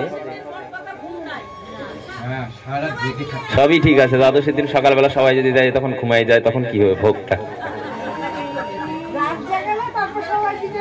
ওটাই তো বললাম, সকালে উঠে সবাই বলে তাহলে বাড়িতে গেলাম, বাড়ি যাই এমন ঘুম দিবে, দুপুরের ভোগ বের হয়ে যাবে। আর কি,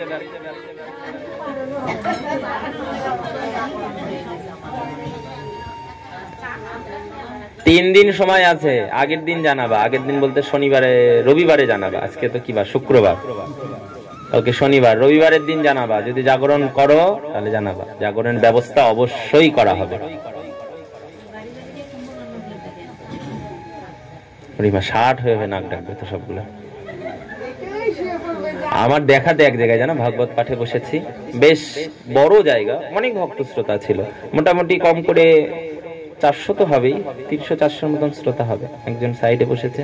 তো সেই দিন পাঠটা ওখানে দেরিতে, আসলে কি আমার এমন এমন দিন পাঠের চাপ পড়ে না, একদিনের মধ্যে 3টা করে পাঠ করে যায়, 4টা করে পাঠ করে যায়, একটা করে শেষ করে করে যেতে যেতে। তো সেখানে সেদিন পাঠে ঢুকেছি রাত্রি 9:30টায়। সেদিন ওখানে পাঠ হয়েছিল রাত 12:40 পর্যন্ত। পাশেই জায়গা নিয়ে সাইডে বসেছে একজন, শুনছে। শুরু হয়ে গেছে আওয়াজ, বাবা গো, পাঠ চলছে। হ্যাঁ, হরে কৃষ্ণ। আমি এখন বলছি এটা কিসের আওয়াজ হচ্ছে, আর রাতও হয়ে গেছে। আসলে ওনারা খুব বলেছিলেন যে জাগরণ করবেন, আর এরকম হয়। এরকম একবার পাঠ হয়েছে আমাদের পরানপুরে, 9:30টার পরে এসে পরানপুরে ঢুকেছি, রাত্রি 12:30 পৌনে 1টা অবধি পাঠ করেছি। টাইম মেলে না, তখন লোক এখন করে নিবে। তাহলে রাতে করলে হবে না, ছাড়া হবে না। তো জেগেও আছে সব, বাচ্চা কাচ্চা লিন্ডি বুন্ডি সব আছে পাঠ শোনার জন্য। তো ওই রকম হয়ে গেছে, বসেই আছে, কিন্তু এদিকে আওয়াজ শুরু হয়ে গেছে করে, কি যে আওয়াজ হচ্ছে। তারপরে একদম ধাক্কা দিল, তখন উঠলো, বলে শুইনি রে, শুইনি। বলে আওয়াজ, নাকটাতে কফ জমে গেছে, তাই আওয়াজ হচ্ছে। এখন কি করবা, কিছু তো করে না। এখন নাকটা খুলে তো দেখাও যায় না ভিতরে কি আছে। এবার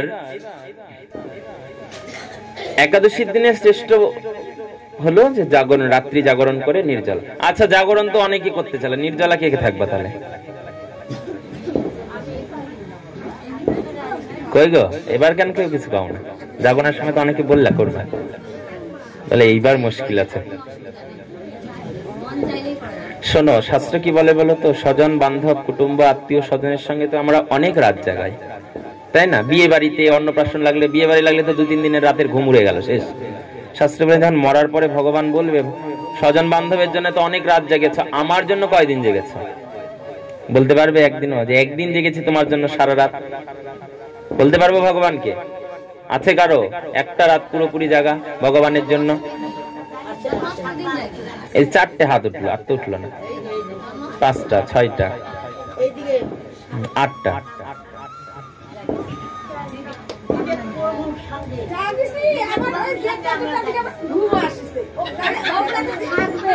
না না, যা শাস্ত্রে বললেন আমাদেরকে তো ভগবানকে শোনাতে হবে, এ প্রভু জেগেছি, ইয়ে করেছি, ব্রত করেছি, তো সেটা আমাদেরকে ভগবানের জন্য জাগতে হয়। যাই হোক, চেষ্টা হবে রবিবারে আপনারা জানাবেন কয়জন জাগার। খুবই ভালো। এইবার শাস্ত্র বলছেন যে ভগবানের এই ব্রতটা সর্বব্রতের মধ্যে উত্তম, শ্রেষ্ঠ, যেটা সকলকে করার দরকার। আর এটার সব থেকে বড় উত্তম সিদ্ধান্ত হলো যে এখানে নির্জলা আর রাত্রি জাগরণ করে ব্রত করার। এবার কেউ যদি জাগরণে সক্ষম হয়, সে রাত্রিতে নিদ্রা নিতে পারে। নির্জলায় অসক্ষম হলে ফল, জল, দুগ্ধ, এমনকি এখন আমাদের কি হয়েছে, কিছু নিমিত্ত সেবা, শাকার আদি, কাঁচা কলা, আলু, পেঁপে টেপে দিয়ে সবজি করে করে অনেকে খাচ্ছে। অনেক আছে যেগুলো নিয়েও যে কিছু না হলেও যেন আমাদের ব্রতের দিনটা অবশ্যই কোনো না কোনো ভাবে পালন যেন হয়। কেন অনেকের এখন আসলে কি বলতো, এইভাবে ব্রতটাও সকলে করার সামর্থ্য না। কেন কলিযুগের এখন জীবেদের না শরীরের যেটা সিস্টেমটা, এটা দুর্বল হয়ে গেছে, আগেকার মতন আর নেই।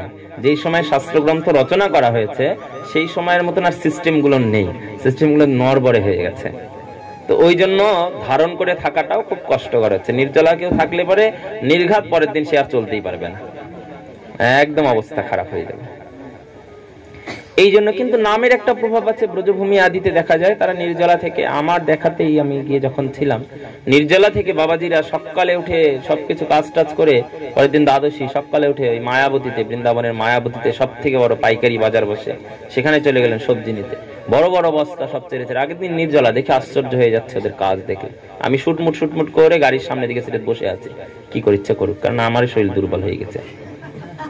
কিন্তু ওরা নিত্য করে, ওদের মানে পাওয়ারই আলাদা। মায়াবতী থেকে এত বাজার করলেন। আর আমাদের মুরারি মোহন কুঞ্জে প্রত্যেক দিন মোটামুটি 500, 600, 700 করে করে ভক্তের সেবা হয়। আর দ্বাদশীর দিনে তো আরো বেশি হয়ে যায়। তো এতগুলো লোকের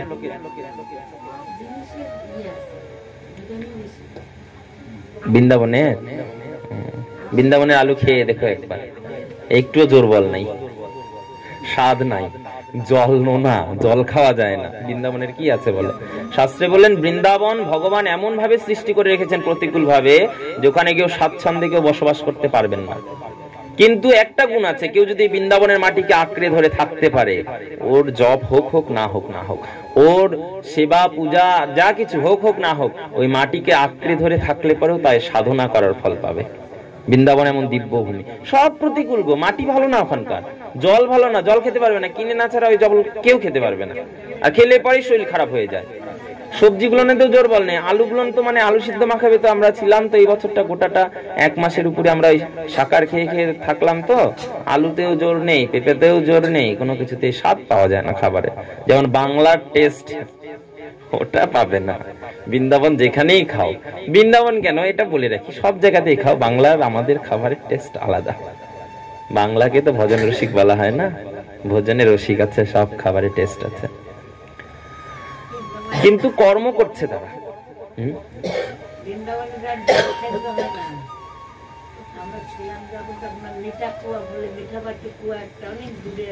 এখন তো বাড়ি ওই যে কেনা জল ড্রামে করে দিয়ে যাচ্ছে। কিন্তু কিছু কিছু জায়গাতে শোনা যাচ্ছে, আগে তো অত ফুটোর ব্যবস্থা ছিল না, সাবমার্শাল বসে না, এখন কিছু কিছু জায়গাতে শোনা যাচ্ছে মিষ্টি জল উঠছে। কোন জায়গায়?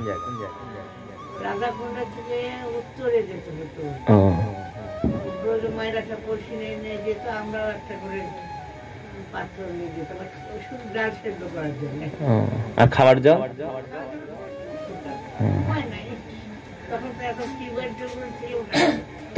ওই জন্য বৃন্দাবনের সবকিছুকে ভগবান রেখেছেন পরীক্ষা করার জন্য প্রতিকূল রূপে, যে কোন জীব সেটা সহ্য করতে পারে। কিন্তু ভজনের একটা গুণ, নামের একটা প্রভাব, মহিমা, ধামের একটা গুণ ওখানে আছে, যার জন্য হয়তো সেখানকার সাধু সন্তরা এখনো সেইভাবে করছেন।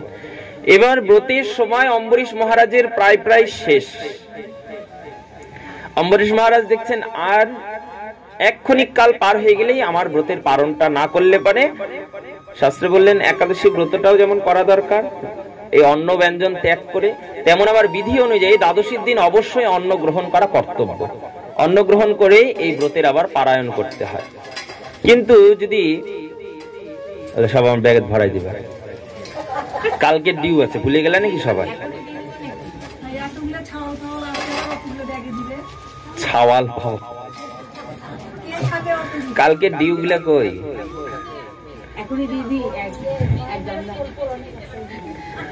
না বাবা, বাচ্চা কাচ্চা ছাড়ে খাবো না, সবাই মিলে খাওয়া।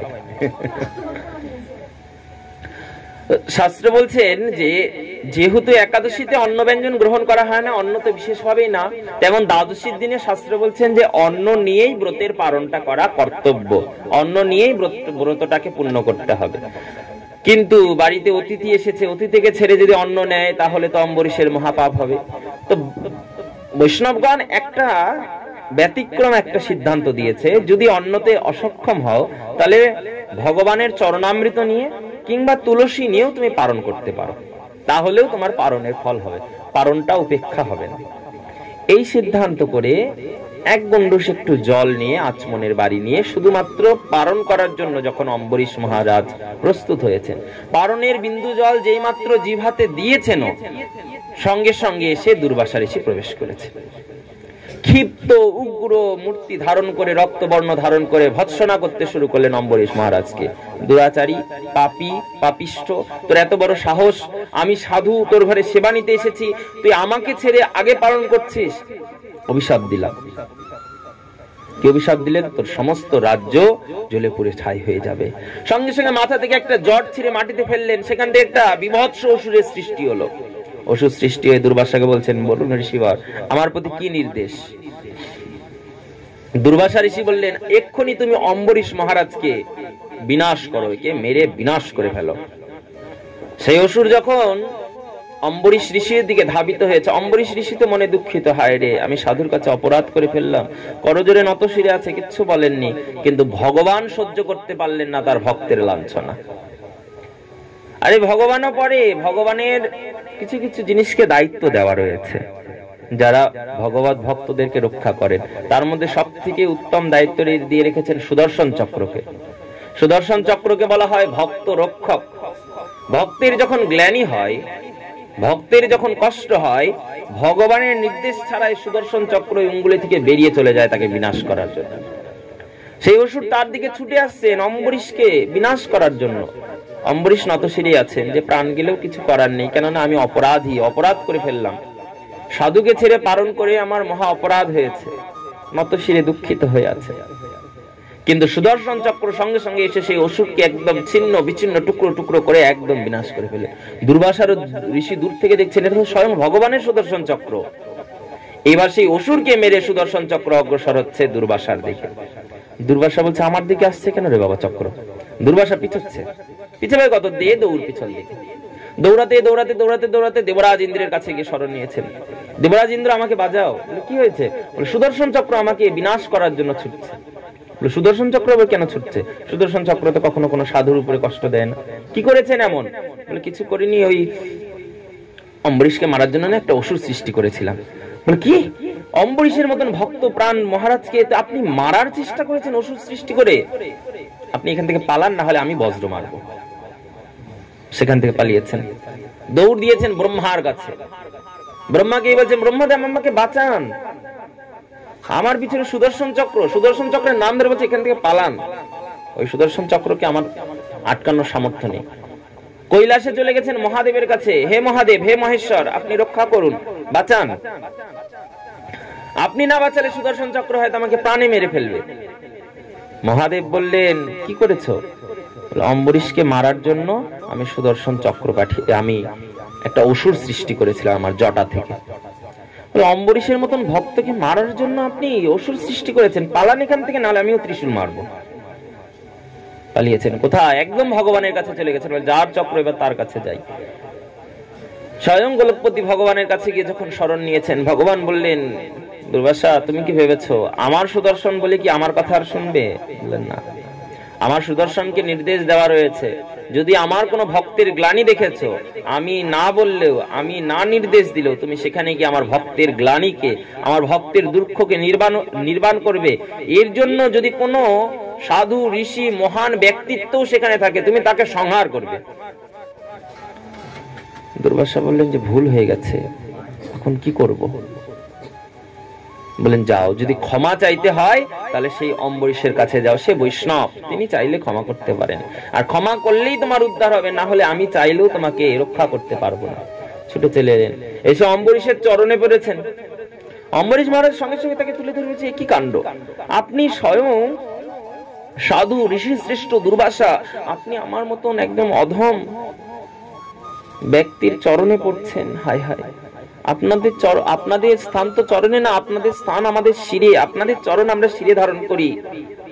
দুর্বাসা বললেন, অম্বরীশ আমি বড় অন্যায় করেছি তোমার চরণে, আমি কুপিত হয়ে তোমার জন্য সুদর্শন চক্র পাঠিয়েছিলাম বিনাশ করার জন্য, আমি তোমাকে বিনাশ করার জন্য অসুর সৃষ্টি করেছি আমার জটা জাল থেকে, সেই জন্য আমাকে সংহারের জন্য ভগবান সুদর্শন চক্র পাঠিয়েছেন। অম্বরীশ বললেন, ভগবান আপনাকে সুদর্শন চক্র দিয়ে মারতে চাইছেন? হায় হায়, দুঃখিত হলেন। এবার সুদর্শন চক্রের সম্মুখে এসে দাঁড়ালেন অম্বরীশ মহারাজ, এসে করজোরে সুদর্শন চক্রকে বন্দনা করলেন। সুদর্শন চক্র সেখান থেকে ফেরত চলে গেলেন। অম্বরীশ মহারাজ, দুর্বাসা ঋষি দুইজনে একে অপরকে আলিঙ্গন করলেন। জগৎ সম্মুখে ভগবান ভক্তি ব্রত আদির মহাফলকে তুলে ধরলেন, যে দেখো একাদশী ব্রতটাও কত বড় মহাবলবান, যেখানে মহা অপরাধ পাপী আদি তোমার উপরে যদি ব্রহ্ম অভিশাপও লাগে, তুমি যদি সৎচিত্তে ব্রত পারায়ণ আদি থাকো, তুমি যদি ঠিক থাকো, কেউ যদি যত বড়ই ব্রহ্মজ্ঞ এসেও যদি তোমাকে বিনাশ করতে চায়, শাস্ত্রে বললেন হবে না। কেন? এই ব্রত প্রভাবের এমন ফল, বিশেষ করে একাদশী ব্রত, কলিযুগের শ্রেষ্ঠ ব্রত এই একাদশীকে দিয়েছে। বড় একটা তান্ত্রিক এসে, মনে করো এখন হয় না, মনে আছে বেশ, তখন কলেজে পড়তাম, বাস ধরার জন্য প্রতিটামে দাঁড়িয়ে আছি, গাড়ি ধরার জন্য একজন সাধু এসে ধরেছে, পয়সা দে। আমি পয়সা নেই আমার কাছে, গাড়ি ভাড়াই শুধু আছে, যাবো আসবো, আর 10 টাকা আছে, ওটাতে টিফিন খাবো। ছিল না, সত্যিও ছিল না। সাধু বলছে 10 টাকায় দে, খাবো, কিছু খাই না। আমি আমার কাছে এখন কিছু নেই, তাহলে 10 টাকা দিলে পরে দেওয়া যেতে পারে। এখন যখন সাধু চাইছে দেওয়া যাবে, সাধু সব নেবে। আমি গাড়ি ভাড়া দিয়ে যাবো কেমন করে, 10 টাকা দিতে চাইলাম, তাহলে ওটাও কিন্তু দিব না। সাধুর হাতে একটা ত্রিশূল, তাতে আবার লাল সিঁদুর মাখানো। কে গো, কার কি হলো? কাক সাধু ধরলো? হ্যাঁ মনে হলো ধরলো, মনে হয় সাধু। আমি তো সাধু ধরলো নাকি আবার কাউকে? সাধু এবার ভয় দেখাচ্ছে, ছোট ছিলাম তো, অনেক কিছু বলে টলে ভয় দেখাচ্ছে, তুলে নিয়ে চলে যাবে, এই করবে ওই করবে, অনেক কিছু বলছে, এই করে দেবো ওই করে দেবো, কিচ্ছু কথা কাজ কলা করি। কেন? শাস্ত্র বললেন যেটা ন্যায়, বা যারা প্রকৃত সাধু তারা কোনো জীবের উপরে কখনো কষ্ট সৃষ্টি করবে না, বলপূর্বক কারো কাছ থেকে কিচ্ছু নেবে। সাধুদের ধর্মটা হলো, সাধু সবকিছু ত্যাগ করে, সাধুদের জীবন প্রকৃতপক্ষে চলে অযাচিত বৃত্তিতে। কেউ কিছু করুণা করে দিলে সেটা নেন, মিথ্যা বৃত্তি করেও কিছু সাধুরা চলে, কিন্তু জোরপূর্বক যদি কেউ নেয়, শাস্ত্র বলেন চোখ বন্ধ করে ধারে নেবে, এটা সাধুই না। আর উনি যদি কিছু অভিশাপও দেয়, বলে কান বন্ধ করে রাখবে, ওটা শুনেও কোনো লাভ নেই। যা বলবি বল, তুমি প্রকৃত সাধু না, তোমার অভিশাপ আমার লাগবেও না। কেন? প্রকৃত সাধুর গুণই আলাদা। প্রকৃত সাধু কোনোদিনও কোনো অভিশাপ দেবে না। প্রকৃত সাধুরা যদি কিছুতে যদি দুঃখও পায়, কষ্টও পায় খুব, তবুও সেটা ভগবানের উপরে ছাড়বে, প্রভু তুমি বিচার করো। প্রকৃত সাধুরা কখনো কাউকে অভিশাপও দেবে না, ভয় দেখাবে না, কাউকে জোরও করবে না। আর এমন যদি কেউ সাধুর বেশ এনে বেশি এসে যদি ভয় দেখায়, কিছু চায়, জোর করে, ওর কথা শোনার দরকার নেই, ওই অভিশাপ দিলেও শোনার দরকার নেই। কেন? ওটা লাগবেও না কখনো, ওগুলো সাধুই না, তো লাগবে কি শুধু শুধু। এইবার জগতে সাধুর মহিমাকে ঊর্ধ্বে ধারণ করে সেটা দেখিয়ে দিলেন ভগবান। এরপরে ভগবান চন্দ্রবংশজাত ভগবান মর্যাদা পুরুষোত্তম রামচন্দ্রের অবতার কথা শোনালেন। কিন্তু রামচন্দ্রের অবতার বিবিধ বিস্তীর্ণ, ভাগবতে এটা সুখদেব ব্রহ্মচারী বিস্তীর্ণ করেননি, কেননা রাম কথা শুনতে গেলে পরে 9 দিনের সময় লাগে। যদি কোথাও রামায়ণ পাঠ হয়, রামায়ণকে শুনতে গেলে পরে কম করে 9 দিন সময় লাগবে। যেমন ভাগবতের এই সাপ্তাহিক পাঠ হয়, রামায়ণের হলে পরে 9 দিন পাঠ হবে। তো রাম কথাকে বেশি এখানে অগ্রসর করেন, রামচরিত্রকে সংক্ষিপ্ত স্পর্শ করেই তিনি রামচন্দ্রেও তিনি সূর্যবংশজাত, তার মধ্যাহ্নকালে জন্ম হয়েছিলেন। আর তারপরেই তিনি চলে গেলেন চন্দ্রবংশজাত স্বয়ং ভগবান লীলা পুরুষোত্তম কৃষ্ণচন্দ্রের অবতার কথা শ্রবণে। দশম স্কন্ধের মধ্যে ভাগবতে প্রবেশ করালেন, যেখানে লীলা পুরুষোত্তম স্বয়ং সমস্ত অবতারের উৎকৃষ্টতম ভগবান পূর্ণ কৃষ্ণচন্দ্রের অবতার কথা প্রকাশ করলেন। কেন বলেন, আর যারা এলো তারা কে, তাহলে তারা ভগবান না? শাস্ত্রে বলেন এটা তো অবতার। এদের অবতার কোথা থেকে হয় জানো? ওই যে আমরা পঞ্চতত্ত্ব বন্দনায় বলি না, জয় জয় মহাবিষ্ণু অবতার শ্রী অদ্বৈত চন্দ্র। যত অবতার আছে এগুলো সব মহাবিষ্ণুর থেকে সৃষ্টি হয়েছে। কিন্তু কৃষ্ণ বলেনি কোনো অবতার না, কৃষ্ণ হলেন স্বয়ং ভগবান, সাক্ষাৎ ভগবান। তো ধরিত্রীর যখন পাপ বেড়ে গেছে, পাপে অতিষ্ঠ হয়ে গেছে সমস্ত ধরিত্রী, দেবতারা তাদের নিজ নিজ পদ মর্যাদা সবকিছু হারিয়ে ফেলছে। তখন স্বয়ং মা বসুন্ধরা সঙ্গে সমস্ত দেবতাদেরকে নিয়ে ভগবানের শরণাগতি গ্রহণ করেছেন। প্রভু, এবার আপনাকে কৃপা করতে হবে। কেন? এই জগতে একজন দুষ্টের দৌরাত্ম্য খুব বেড়ে গেছে। কে সেই দুষ্ট? তার নাম হলো, কোন কার অত্যাচার বেড়েছিল কৃষ্ণ আসার আগে? কংস। কংস কে হয়? কার? আপনার মামা? সবার 12 মামা নাকি? কংস মামাও সবার? বাবা আমি নিব না ওই মামাক, আপনারা নিলে নেন। মামা মানে চাঁদ। এইবার কংসের দৌরাত্ম্য বেড়ে গেছে। কেন? কংস মহাবলবান। কংস জানে স্বয়ং নারায়ণও তাকে মারতে পারবে না। কেন? কংস বরদান পেয়েছে। সুখদেব ব্রহ্মচারী শোনালেন যে কংস এমন বলবান হয়েছেন যে তাকে কেউ মারতে পারবেন না। পরীক্ষিত মহারাজ বলেন, এত বলবান কি করে হলেন? বলেন, পূর্ব লীলায়, আগের জন্মে। আগের জন্মে কে ছিলেন তিনি? বলেন, কালনিমি। কালনিমি ছিলেন তিনি। এত বলবান কি করে হলেন? বলেন, এই কালনিমি কখন বলবান হলেন যেন? পূর্বে ইনি ব্রহ্মার উপাসনা করেছেন, ব্রহ্মার উপাসনা করে ব্রহ্মসিদ্ধ হয়েছেন, ব্রহ্মার কাছ থেকে বরদান পেয়েছিলেন যে ব্রহ্মার সৃষ্ট কোন জীব কেন ব্রহ্মাও মারতে পারবে না তাকে।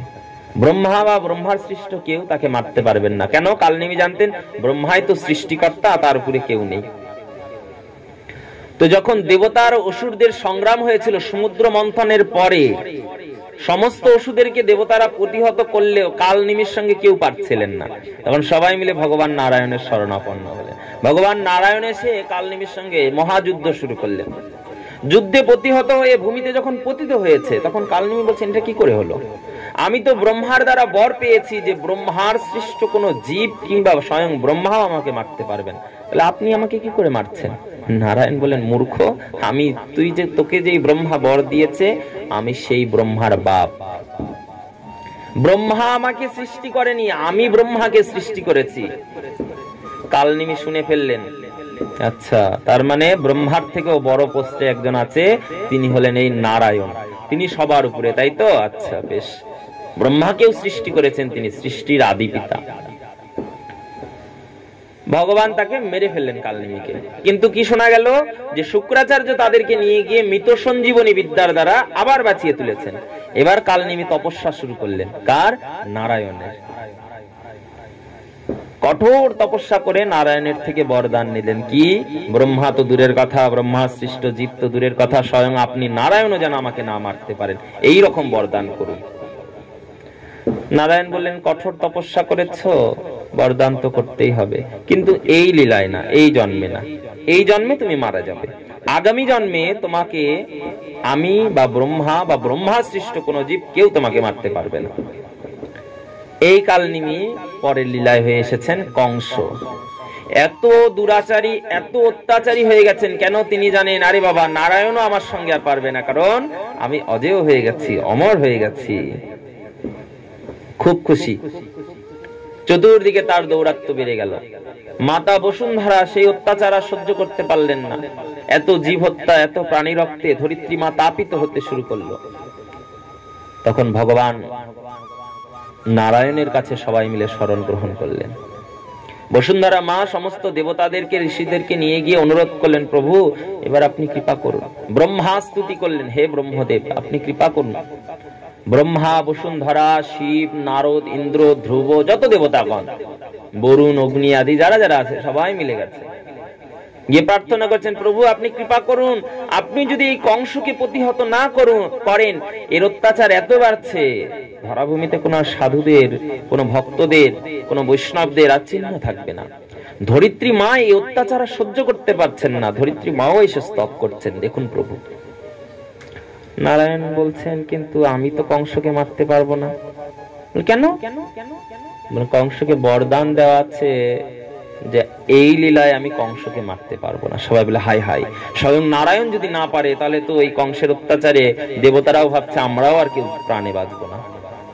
নারায়ণ বলছে, দাঁড়াও দাঁড়াও, চিন্তা করো না, আমার উপরেও একজন আছে। সবাই বললেন, আমরা তো জানি নারায়ণই সবার উপরে, নারায়ণের উপরে আবার কি আছে? নারায়ণের উপরে তো কেউ থাকতে পারে না। স্বয়ং নারায়ণ বলেন, না গো, আমার উপরেও একজন আছে যে আমাকে সৃষ্টি করেছেন। ব্রহ্মা আদি দেবতারা কেউ জানেন না যে তার উপরেও কেউ একজন আছে। উপর মহলের পোস্টিং এ কেউ আছে, কেউ তাকে দেখতে পায় না। সবাই মিলে প্রার্থনা করেন, হে প্রভু, কে সেই ভগবান? বলেন, তিনি হলেন প্রকৃত ঈশ্বর তত্ত্ব। কে? বলে ঈশ্বর পরম কৃষ্ণ। কোথায় থাকেন তিনি? বলেন দিব্য গোলকে। গোলক কোথায়? বলে এই যে তোমরা এসেছো, এটা কোন জায়গায় এসেছো? নারায়ণের লোক হলো বৈকুণ্ঠ লোক। এই বৈকুণ্ঠ লোক থেকেও 10 লক্ষ যোজন ঊর্ধ্বে আছে সেই লোক। সবাই মিলে প্রার্থনা করলেন, কৃপা করে যদি আপনি সেই লোক দর্শন করান, কেননা আজ পর্যন্ত কোন দেবতারাই সেই লোক দর্শন করেনি। নারায়ণ বলেন, বেশ, তোমাদের সকলকে নিয়ে আমি সেই লোকে যাব, আর সেই সৃষ্টির অধিপতি এক ঈশ্বর ভগবান কৃষ্ণকে আমরা প্রার্থনা করব, সেই পারে একমাত্র কংসকে মারতে। সবাই মিলে চলে গেলেন কোথায়? একদম দিব্য গোলকে। এবার গোলকে যখন যাচ্ছে, দূর থেকে দেখা যাচ্ছে গোলকটা একটা দিব্য জ্যোতির্ময়।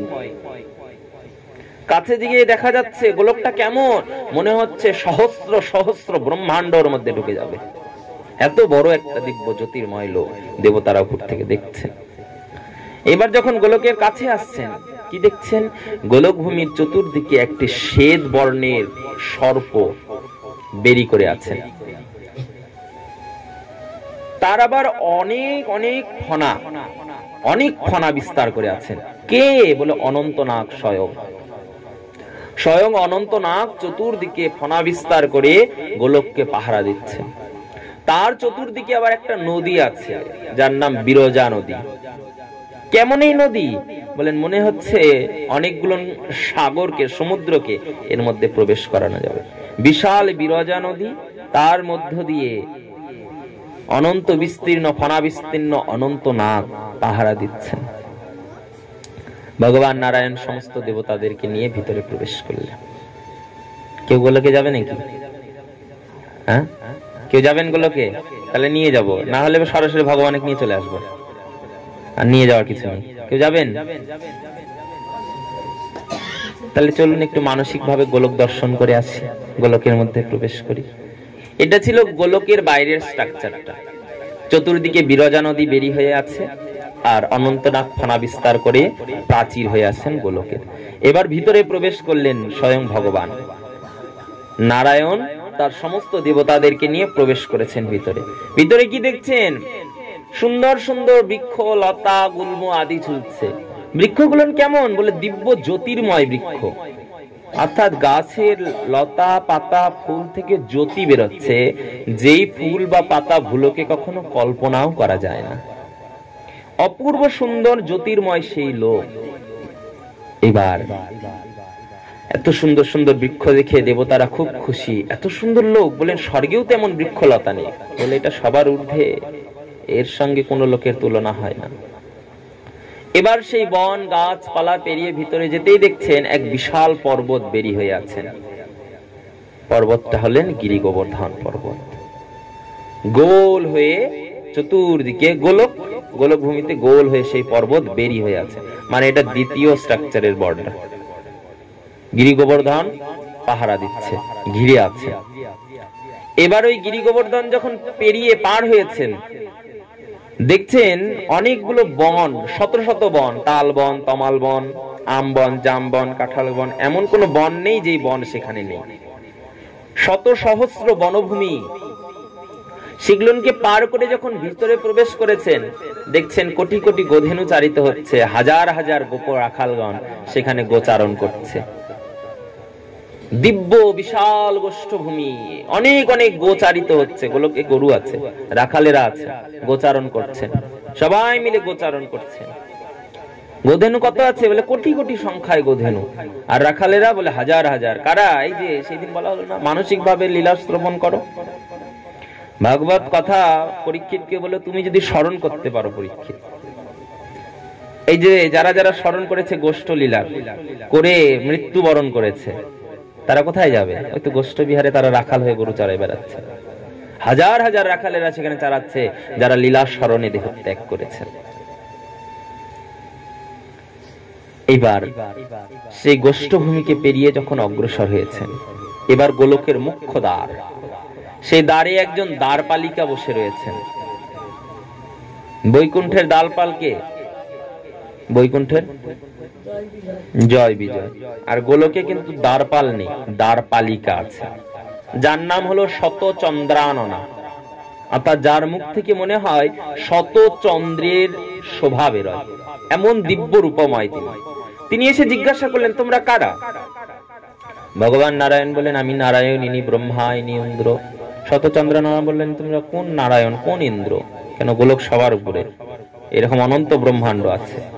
তখন বলেন, আমরা সেই ব্রহ্মা, যেই ব্রহ্মাণ্ডে ভগবান মৎস্য রূপে, কুর্ম রূপে, বরাহ রূপে অবতার হয়েছেন।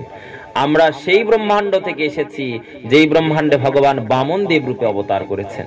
আরো আরো ব্রহ্মাণ্ড আছে, সেখানে অনন্ত লীলা চলছে, অনেক অনেক অবতার হচ্ছে। এটা আমাদের সেই ব্রহ্মাণ্ড যেখানে ভগবান পরশুরাম রূপে এসেছেন, নৃসিংহ রূপে এসেছেন। শতচন্দ্রাননা বললেন, আচ্ছা বুঝেছি তোমরা কোন ব্রহ্মাণ্ড থেকে এসেছো, বেশ বলুন কি চান? ভগবানের সঙ্গে দেখা করব। সবাইকে নিয়ে প্রবেশ করলেন বৈকুণ্ঠে। এবার মুখ্য দ্বার খুলে যখন ভিতরে প্রবেশ করলেন, তখন দেখছে ভিতরে আবার সুন্দর সুন্দর পুষ্পের বন, তার মধ্য দিয়ে প্রবাহিত হয়েছে কালিন্দী যমুনা। যমুনার ঘাটগুলো অনেক অনেক হীরা, মণি, মাণিক্য, রত্ন দিয়ে বাঁধানো, ঝলমল ঝলমল করছে ঘাট। পুষ্পগুলো সুন্দর জ্যোতির্ময়, আর সেই জ্যোতি প্রতিফলিত হচ্ছে যমুনা কালিন্দীর জলে। কালিন্দীর জলে মৎস্যকুল আনন্দে বিহার করছে। শতচন্দ্রাননা একটি তরী মায়ার দ্বারা সৃষ্টি করে তাতে সমস্ত দেবতাদেরকে উঠালেন, উঠিয়ে যমুনা বেয়ে যাচ্ছেন। আর যমুনার চারিদিকের শোভা দেখে হৃদয় মন জুড়িয়ে যাবে। দেবতারা বলছে, এমন একটা দিব্য লোক আছে, আগে তো কখনো শুনিনি, আগে কখনো দেখিনি। বলে, এই গোলকে তো সবার আসার অধিকার নেই, জীব কল্পনাও এই গোলককে ভাবতে পারে না যেখানে ভগবান আছেন। এইবার যমুনা পার করে যমুনার ওপার কুলে নিয়ে দাঁড়ালেন। কোথায়? নিকুঞ্জ মন্দিরের দ্বারে। নিকুঞ্জ মন্দিরের দ্বারখানা খুলে যখন দেবতারা প্রবেশ করেছেন, দেখছেন নিকুঞ্জের মধ্যে সুন্দর সুন্দর ফুল্ল, মল্লিকা, মালতী, জুথি, পুষ্পের কত কত বাহার। সেখানে আবার কি সুখ, শাড়ি, ময়ূর, ময়ূরী, কোকিলেরা কুহুজানে সুন্দর সুন্দর গীত গাইছে, তারা ঘুরে বেড়াচ্ছে, গান গাইছে, অপরূপ প্রতিধ্বনিত হচ্ছে নিকুঞ্জ বনের মধ্যে। এবার নিকুঞ্জ বনের মধ্যে ভিতরে অন্তরালে কুঞ্জ মন্দিরের ভিতরে প্রবেশ করলেন। কুঞ্জ মন্দিরের ভিতরে যেখানে প্রবেশ করেছেন, সেখানে কি দেখা যাচ্ছে? বলে, সহস্র দল একটা পদ্ম পুষ্প। অর্থাৎ যেই পদ্মটার 1,000,000 পাপড়ি রয়েছে, সেই সহস্রদল পদ্ম পুষ্পের ভিতর থেকে আরেকটা পদ্ম বেরিয়ে এসেছে, যেটা হলো শতদল পদ্ম পুষ্প, যেটার 100খানা পাপড়ি রয়েছে। তার ভিতর থেকে আরেকটা পদ্ম পুষ্প ফুটে বেরিয়েছে, যেটা হলো অষ্টদল পদ্ম পুষ্প, যেটির 8টি দল বিশিষ্ট। তার ভিতর থেকে বেরিয়ে এসেছে এক দিব্য রত্ন সিংহাসন, যেখানে নিত্য কিশোর নিত্য কিশোরী স্বয়ং রাধা মাধব বিরাজিত হয়ে আছেন। তার পশ্চাতে, ভগবানের পশ্চাতে তার 12 জন রাখাল, দ্বাদশ রাখাল, আর রাধারানীর পশ্চাতে তার 8 প্রধানা সখী দাঁড়িয়ে রয়েছে। কারা কারা মনে ভাবে গোলকে প্রবেশ করলে দেখলে বলো? দর্শন হলো, গোলক ঘুরে আসা হলো, কেমন লাগলো গোলকে? যেতে হবে তো সবাইকে আবার। হ্যাঁ, গোবিন্দের নাম নিয়ে গোবিন্দের ভজন করে আমাদেরকে সেই দিব্যলোকে যাওয়ার ব্যবস্থা করতে হবে, টিকিট কাটতে হবে। ভাগবতটা হলো এই গোলকে যাওয়ার সেই পথ, যার আশ্রয় নিয়ে আমরা দিব্য গোলক ধাম যেতে পারি। এখন মানসিক ভাবে শুনলেন, মনকে প্রস্তুত করুন যে আমাদের এই ভাগবতকে এমন ভাবে শুনতে হবে, এমন ভাবে শ্রবণ করতে হবে যেন আমরা সেই দিব্য গোলকে। এখন তো মানসিক ভাবে স্মরণে গেলাম, আমার যেন এই পাপীয়সী আত্মা সমস্ত পাপকে স্খলন করে সেই দিব্যলোক যেতে পারে। সবাই মিলে গেলেন ভগবানের সম্মুখে। ভগবান বসে আছেন, নবকিশোর নবকিশোরী বসে আছেন। ভগবান নবকিশোর, তার কোনো শরীরে কৈশোর দশার ব্যতীত ভগবানের কিন্তু বার্ধক্য আদি কখনো দেখতে পাবে না কেউ। দেবতারা গিয়ে ভগবানকে প্রণাম জানিয়েছেন, প্রভু প্রণাম আপনার চরণে। ভগবান তো চিনতে পেরেছেন, সমস্ত দেবতাদেরকে উপবেশন করিয়েছেন। বলুন কি চান আপনারা? স্বয়ং নারায়ণ বলছেন, প্রভু আমাদের ইচ্ছা আপনি একটু আমাদের ব্রহ্মাণ্ডের ধরিত্রী লোকে আসুন। ভগবান বললেন কেন? বললেন কংসের অত্যাচার আর সহ্য করা যাচ্ছে না প্রভু, এবার যদি আপনি কৃপা করে স্বয়ং না যান তাহলে কংসকে মারা যাবে না। কেন? কংসের উপরে বরদান আছে, আমি নারায়ণ হয়েও তাকে মারতে পারবো না। ভগবান বলেন বেশ, তাহলে আমি যাব। কিন্তু বাধা দিলেন শ্রীমতী রাধিকা। রাধারানী বলেন, প্রভু আমাকে ছেড়ে তুমি কোথায় যাবে? আমি তো তোমাকে ছাড়া থাকি না, তুমি চলে যাবে, আমি একা গোলকে তো থাকবো না। ভগবান বলেন তাহলে তুমিও চলো। রাধারানী বললেন, কিন্তু আমি তো গোলক ছেড়ে কোথাও যাই না। কেন? আমার নিয়ম যে আমি নিত্য গোলকেরই অধীশ্বরী, গোলক ছাড়া অন্য জায়গায় যাই না। কোথায় যাব? ভুলোকে, ওই পাপের ভূখণ্ডে। সেখানে তো আমার গোলককে পাবো না। আমার যমুনা, আমার গিরি গোবর্ধন, আমার অনন্ত বন, আমার গোষ্ঠ, আমার গোকুল, এগুলো তো পাবো না। ভগবান বলে দুঃখ করো না, তোমার জন্য তাহলে আমি এই গোলকের একটা অংশকে ভুলোকে নিয়ে যাব। এত অনন্ত গোলক কি করলেন ভগবান? একটা অংশ কাটলেন। কতটুকু? 84 ক্রোশ।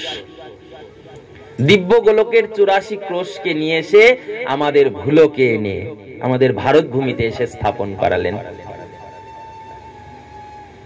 গোবর্ধন গোল ছিল, একটা অংশ পিস কেটে আনলেন, তাই খণ্ড একটা গোবর্ধন পেলাম আমরা। যমুনা ছিল, যমুনারও একটা অংশ চলে এলো। অনন্ত সহস্র বন ছিল, কিন্তু ওই টুকরোর মধ্যে 12টা বন এলো, তাই আমরা বৃন্দাবনে 12 বন পেলাম। সেখানে রাধাকুণ্ড, শ্যামকুণ্ড সবকিছু ভগবান স্থাপন করালেন। ভগবান বলেন এবার যাওয়া যাবে? বলে হ্যাঁ এবার যাওয়া যাবে, কিন্তু প্রভু আমি আগে পরীক্ষা করব। কেন? ভগবান তো রাধারানীর তো প্রাণেশ্বর ভগবান, তো আমি আগে গিয়ে দেখবো যেটা যোগ্য হয়েছে কিনা। তাই রাধিকা এলেন। কোথায় আশ্রয় নিয়ে এলেন? রাধারানীর বাবার নাম কি? হ্যাঁ, আগে কি বললেন? হরে কৃষ্ণ। এই বৃষভানুকে, ইনি কিন্তু সূর্য ভগবান। কেন? এই যে তোমরা সমুদ্র মন্থন লীলাটা এর সঙ্গে বিশেষভাবে যুক্ত। যখন মোহিনী অবতার হয়েছিল, এটা জেনে রাখো, সবাই কিন্তু মোহিনীর প্রতি আসক্ত হয়েছিলেন। কেন? সবাই চাইছিলেন মোহিনীকে আমরা নিজের পত্নী রূপে লাভ করব। শুধু অসুরের না, দেবতারাও চেয়েছিলেন যে যদি মোহিনীকে পত্নী রূপে পেতাম। কিন্তু একজনই ছিল, তিনি হলেন সূর্যদেব। মোহিনীর রূপ দেখে বলছিলেন এইরকম যদি আমার একটা কন্যা হতো। তো সে তো নারী না, সে তো ভগবান। ভগবান খুশি হলেন সূর্যদেবের মনের ভাব জেনে, বলেন সূর্যদেব তোমার মনের বাসনা আমি পূর্ণ করব। আমি তো ভগবান, যে রাধা সেই কৃষ্ণ, রাধা কৃষ্ণে কোনো ভেদ নেই। তো সেই কৃষ্ণই তো মোহিনী হয়েছেন। তার রূপ, এত রূপ দেখে সূর্যদেব মোহিত হয়ে গেছেন মোহিনীর রূপ দেখে। ভগবান বলেন চিন্তা করো না, আমি তোমার ঘরে কন্যা রূপেই আসবো। তাই সেই সূর্য ভগবানই আমাদের বৃষভানু, ভানু মানে সূর্য, কিন্তু তার ঘরে আমাদের শ্রী রাধিকা এলেন। আর ভগবান এলেন বসুদেব এবং দৈবকীর কারাগারে, দিব্য জ্যোতির প্রকাশ করে ভগবানের সেখানে আবির্ভাব হলো। এবার রাধারানী বলছেন তাহলে ঠিক আছে প্রভু, যখন তুমি গোলকের একটা অংশকে ভূলোকে নিয়ে গিয়ে প্রতিস্থাপন করেছো, তাহলে আমি যেতে এবার প্রস্তুত। ভগবান বললেন তাহলে আমিও যাব। কিন্তু ভগবান যখন, আচ্ছা বলো তো ভগবান দেখতে কেমন? ভগবান দেখতে কেমন? ফর্সা, শ্যামলা, না কালো, না রক্তবর্ণ, না নীলাভবর্ণ?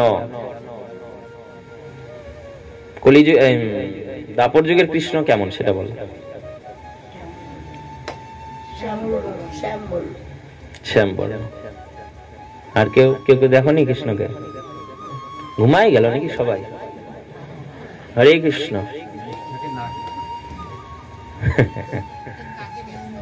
কি কাজ গো? পান খাচ্ছ নাকি তোমরা বসে বসে? একা একা খাও না, পেট ব্যথা করবে। খালে দিয়ে খেতে হয়, ঠিক বলিনি বাসুদা? এবার ভগবানের অঙ্গবর্ণ কেমন? রাধারানীর অঙ্গবর্ণ তো জানি, তপ্ত হেম কাঞ্চনের মতন, মানে তপ্ত স্বর্ণের মতন। ভগবান আমাদের এমনই। তাহলে ভগবান এই বর্ণে এসে কালো কেন হলো, শ্যামল বরণ কেন হলো? বলেন যখন ভগবান আসেন তখন তার সঙ্গে সমস্ত অবতারেরা এসে মিলে যায়, সমস্ত দেবতারা এসে মিললেন। কেন? সাক্ষাৎ ভগবান আসবে, তার সঙ্গ দেবে কে? এই গোলকেই তখন সৃষ্টি হলো। কি? ভগবানের মধ্যে সবাই প্রবেশ করলেন, ব্রহ্মা, রুদ্র, ইন্দ্র, বরুণ, অগ্নি। এইদিকে ভগবানের অবতারেরাও মিললেন, ওই বামন, নৃসিংহ, পরশুরাম। আচ্ছা বলো তো, একটা ডাব্বার মধ্যে যদি সবগুলো রঙকে দেওয়া যায়, লাল, নীল, সবুজ, হলুদ, কালো, কমলা, বেগুনি সব দেওয়া যায়, তাহলে কি রং তৈরি হবে? ভগবান আমাদের শ্যামল বরণ হয়ে গেছে, কারণ তার মধ্যে সব অবতারেরা প্রবেশ করেছেন। আর সমস্ত অবতারকে হৃদয়ে নিয়ে দিব্য জ্যোতির্ময় ভগবান স্বয়ং কৃষ্ণ জগতে এসে আবির্ভূত হলেন। ধরণী তখন পাপে ত্রস্ত হয়ে গেছে, কংসের অত্যাচারের ঘোড়া দিন দিন পুড়ে যাচ্ছে। এদিকে কংসের ভগিনী, যাকে আমরা দেবকী রূপে পাই, কংস আর দেবকী নিজের ভাই বোন তো না, কাকাতো জ্যাঠাতো ভাই বোন, কিন্তু তাকে খুব ভালোবাসতেন। কেন? যে তার প্রাণ প্রিয় ছিল, আর তার একজন বন্ধু সে বসুদেব, সেও প্রাণ প্রিয়। তো এই দুইজনের মধ্যে বিবাহ করায় এত ভালোবাসে, তাদের রথকে পর্যন্ত নিজে চালিত করে নিয়ে যান। কিন্তু আকস্মাৎ আকাশ থেকে দৈববাণী হলো, কংস, যেই দেবকীকে তুমি এত ভালোবেসে রথ চালিয়ে বিবাহ করে নিয়ে যাচ্ছ, জেনে রাখো এই দেবকীর অষ্টম গর্ভের সন্তানই তোমার কাল হবে। সঙ্গে সঙ্গে দেবকীর চুলের মুঠিটা ধরে টেনে নামালেন তাকে হত্যা করার জন্য।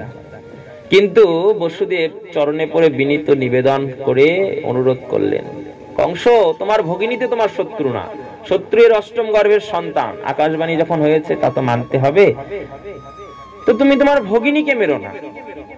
আমি কথা দিচ্ছি, আমাদের যত সন্তান হবে, আমার অষ্টম গর্ভের সন্তান যে হবে, সেই সন্তানকে তোমাকে আমি এনে দেবো, তুমি যা করো করো, তোমার ভগিনীকে প্রাণে মেরো না। কংস ছেড়ে দিলেন। বসুদেব দেবকীকে নিয়ে চলে গেলেন।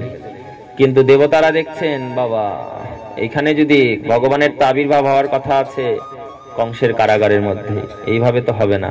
কংস তো ছেড়ে দিল, দেবকীকে নিয়ে তো বসুদেব চলে গেল, এইভাবে তো চলবে না।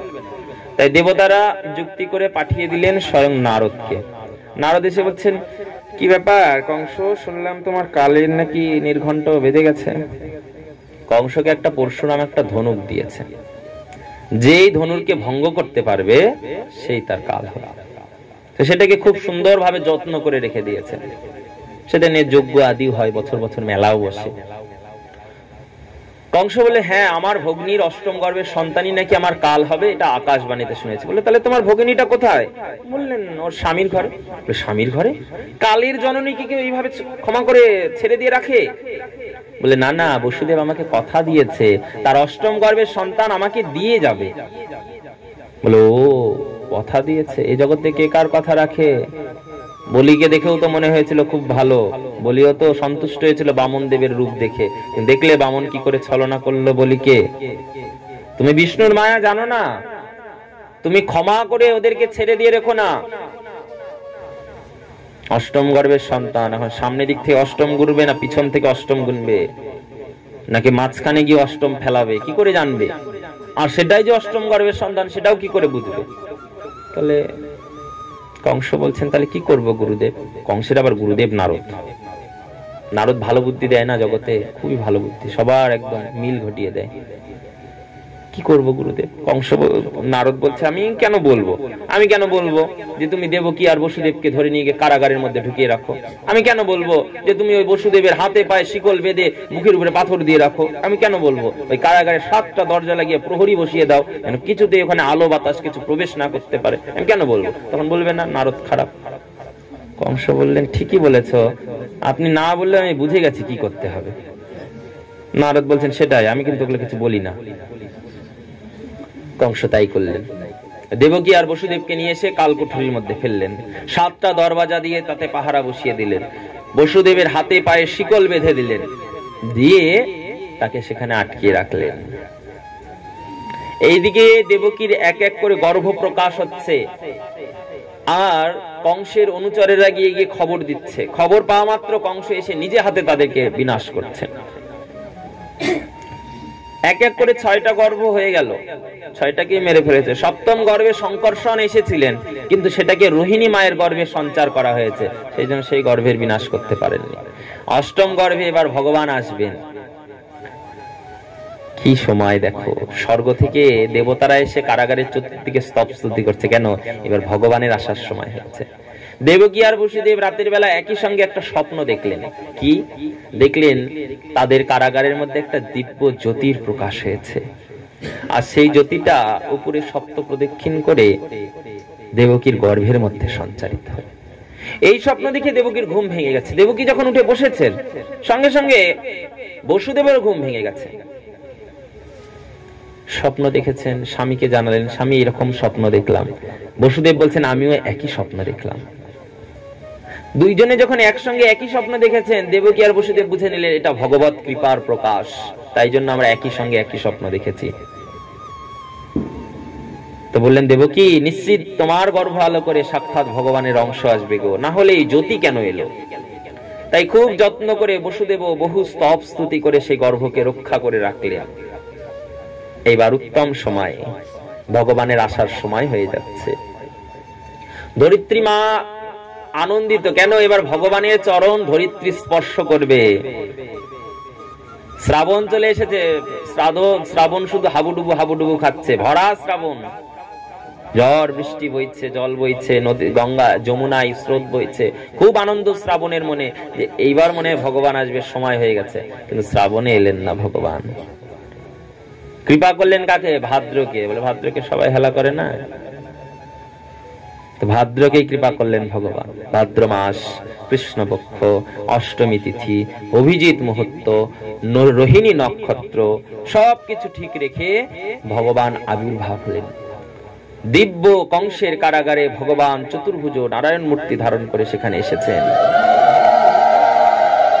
আর ভগবানের আশাতে দেবতারা স্বর্গরাজ্যে আনন্দ মহোৎসব শুরু করেছেন। এবার ভগবান আসছেন দিব্য চতুর্ভুজ মূর্তি ধারণ করে। ভগবান সেই কারাগারের মধ্যে বসুদেবকে জানালেন, বসুদেব, তুমি চিন্তা করো না, এই কংস অসুরের অত্যাচারীর বিনাশ এবার আমি করব। আমি তোমার ঘরে সন্তান রূপে আসছি, কিন্তু শোনো কংস, আমি তো এই কারাগারে থাকতে পারবো না। তুমি আমাকে নিয়ে গিয়ে তোমারই বন্ধু ওই নন্দের আলয়ে নিয়ে গিয়ে রাখবে। আজ নন্দের যে শ্রীমতী যশোদা রয়েছে, তারও একটি সন্তান হয়েছে, তাকে তুমি নিয়ে আসবে আর আমাকে সেই ঘরে রেখে আসবে। বসুদেব বলেন, কিন্তু প্রভু, আমার তো সমস্ত কারাগারে আমার হাতে পায়ে শিকল বাঁধা, কারাগারের দরজা বদ্ধ, এত এত প্রহরী, কি করে যাব? ভগবান বলেন চিন্তা করো না, আমি যেই মাত্র আসবো তোমার সমস্ত বন্ধন মুক্ত হবে। ভগবান প্রকাশ হলেন, কিন্তু কি রূপে?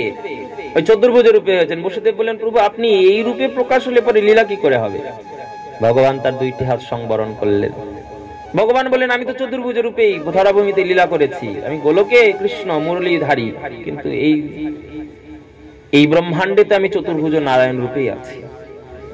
বসুদেব বললেন এই রূপে তো গ্রহণ করলে হবে না প্রভু, তাহলে এটা কি করব? তখন ভগবান যোগমায়াকে কারাগারের মধ্যে আহ্বান করলেন, হে যোগমায়া, তুমি মায়ার দ্বারা আমার এই দুই হাতকে লুকিয়ে দাও, আর আমার যত মায়াবী বিদ্যা আদি আছে সেগুলো তোমার কাছে গচ্ছিত রাখছি। যখন যখন লীলায় প্রয়োজন হবে আমি তোমার শরণাপন্ন হব, তুমি আমার লীলা পূরণের জন্য সেখানে আবির্ভূত হবে। যোগমায়া শিরোধার্য করলেন ভগবানের আজ্ঞাকে। ভগবানের কে দ্বিবাহু করে, দ্বিভুজ করে ভগবানের সমস্ত মায়াবিদ্যা আদি যোগমায়ের কাছে গচ্ছিত রইল সেই লীলায়। এবার ভগবান এসেছেন, ভগবানকে নিয়ে কংস এবার কংসের কারাগার থেকে বেরিয়ে গোকুলে নন্দ মহারাজের আলয়ে যাবেন। এবার নন্দ মহারাজের যখন আলয়ে যাবেন, শৃঙ্খল বাঁধা হাতে পায়ে, এবার ভগবানকে যেই মাথায় তুলেছে হাত পা থেকে আপনি আপ শিকলগুলো খসে পড়ে গেল। কারাগারের দরজার প্রহরীরা সকলে মায়া নিদ্রায় আচ্ছন্ন হয়ে গেলেন। কারাগারের দরজা আপনি আপ খুলে গেলেন। পরীক্ষিত মহারাজ বললেন এটা কি করে হলো? বলে ভগবানকে শিরে নিয়েছে না, তার কি আর কোনো বন্ধন থাকে? তার কি কোনো আর বদ্ধদশা থাকে? সে তো নিত্য মুক্ত, যে ভগবানকে শিরে ধারণ করেছেন। এবার ভগবানকে শিরে ধারণ করে নিয়ে ভগবান দিব্য রূপে লীলা পুরুষোত্তম অবতার রূপে আবির্ভূত হয়ে সেখানে দিব্য লীলা করেছেন। তো আমরা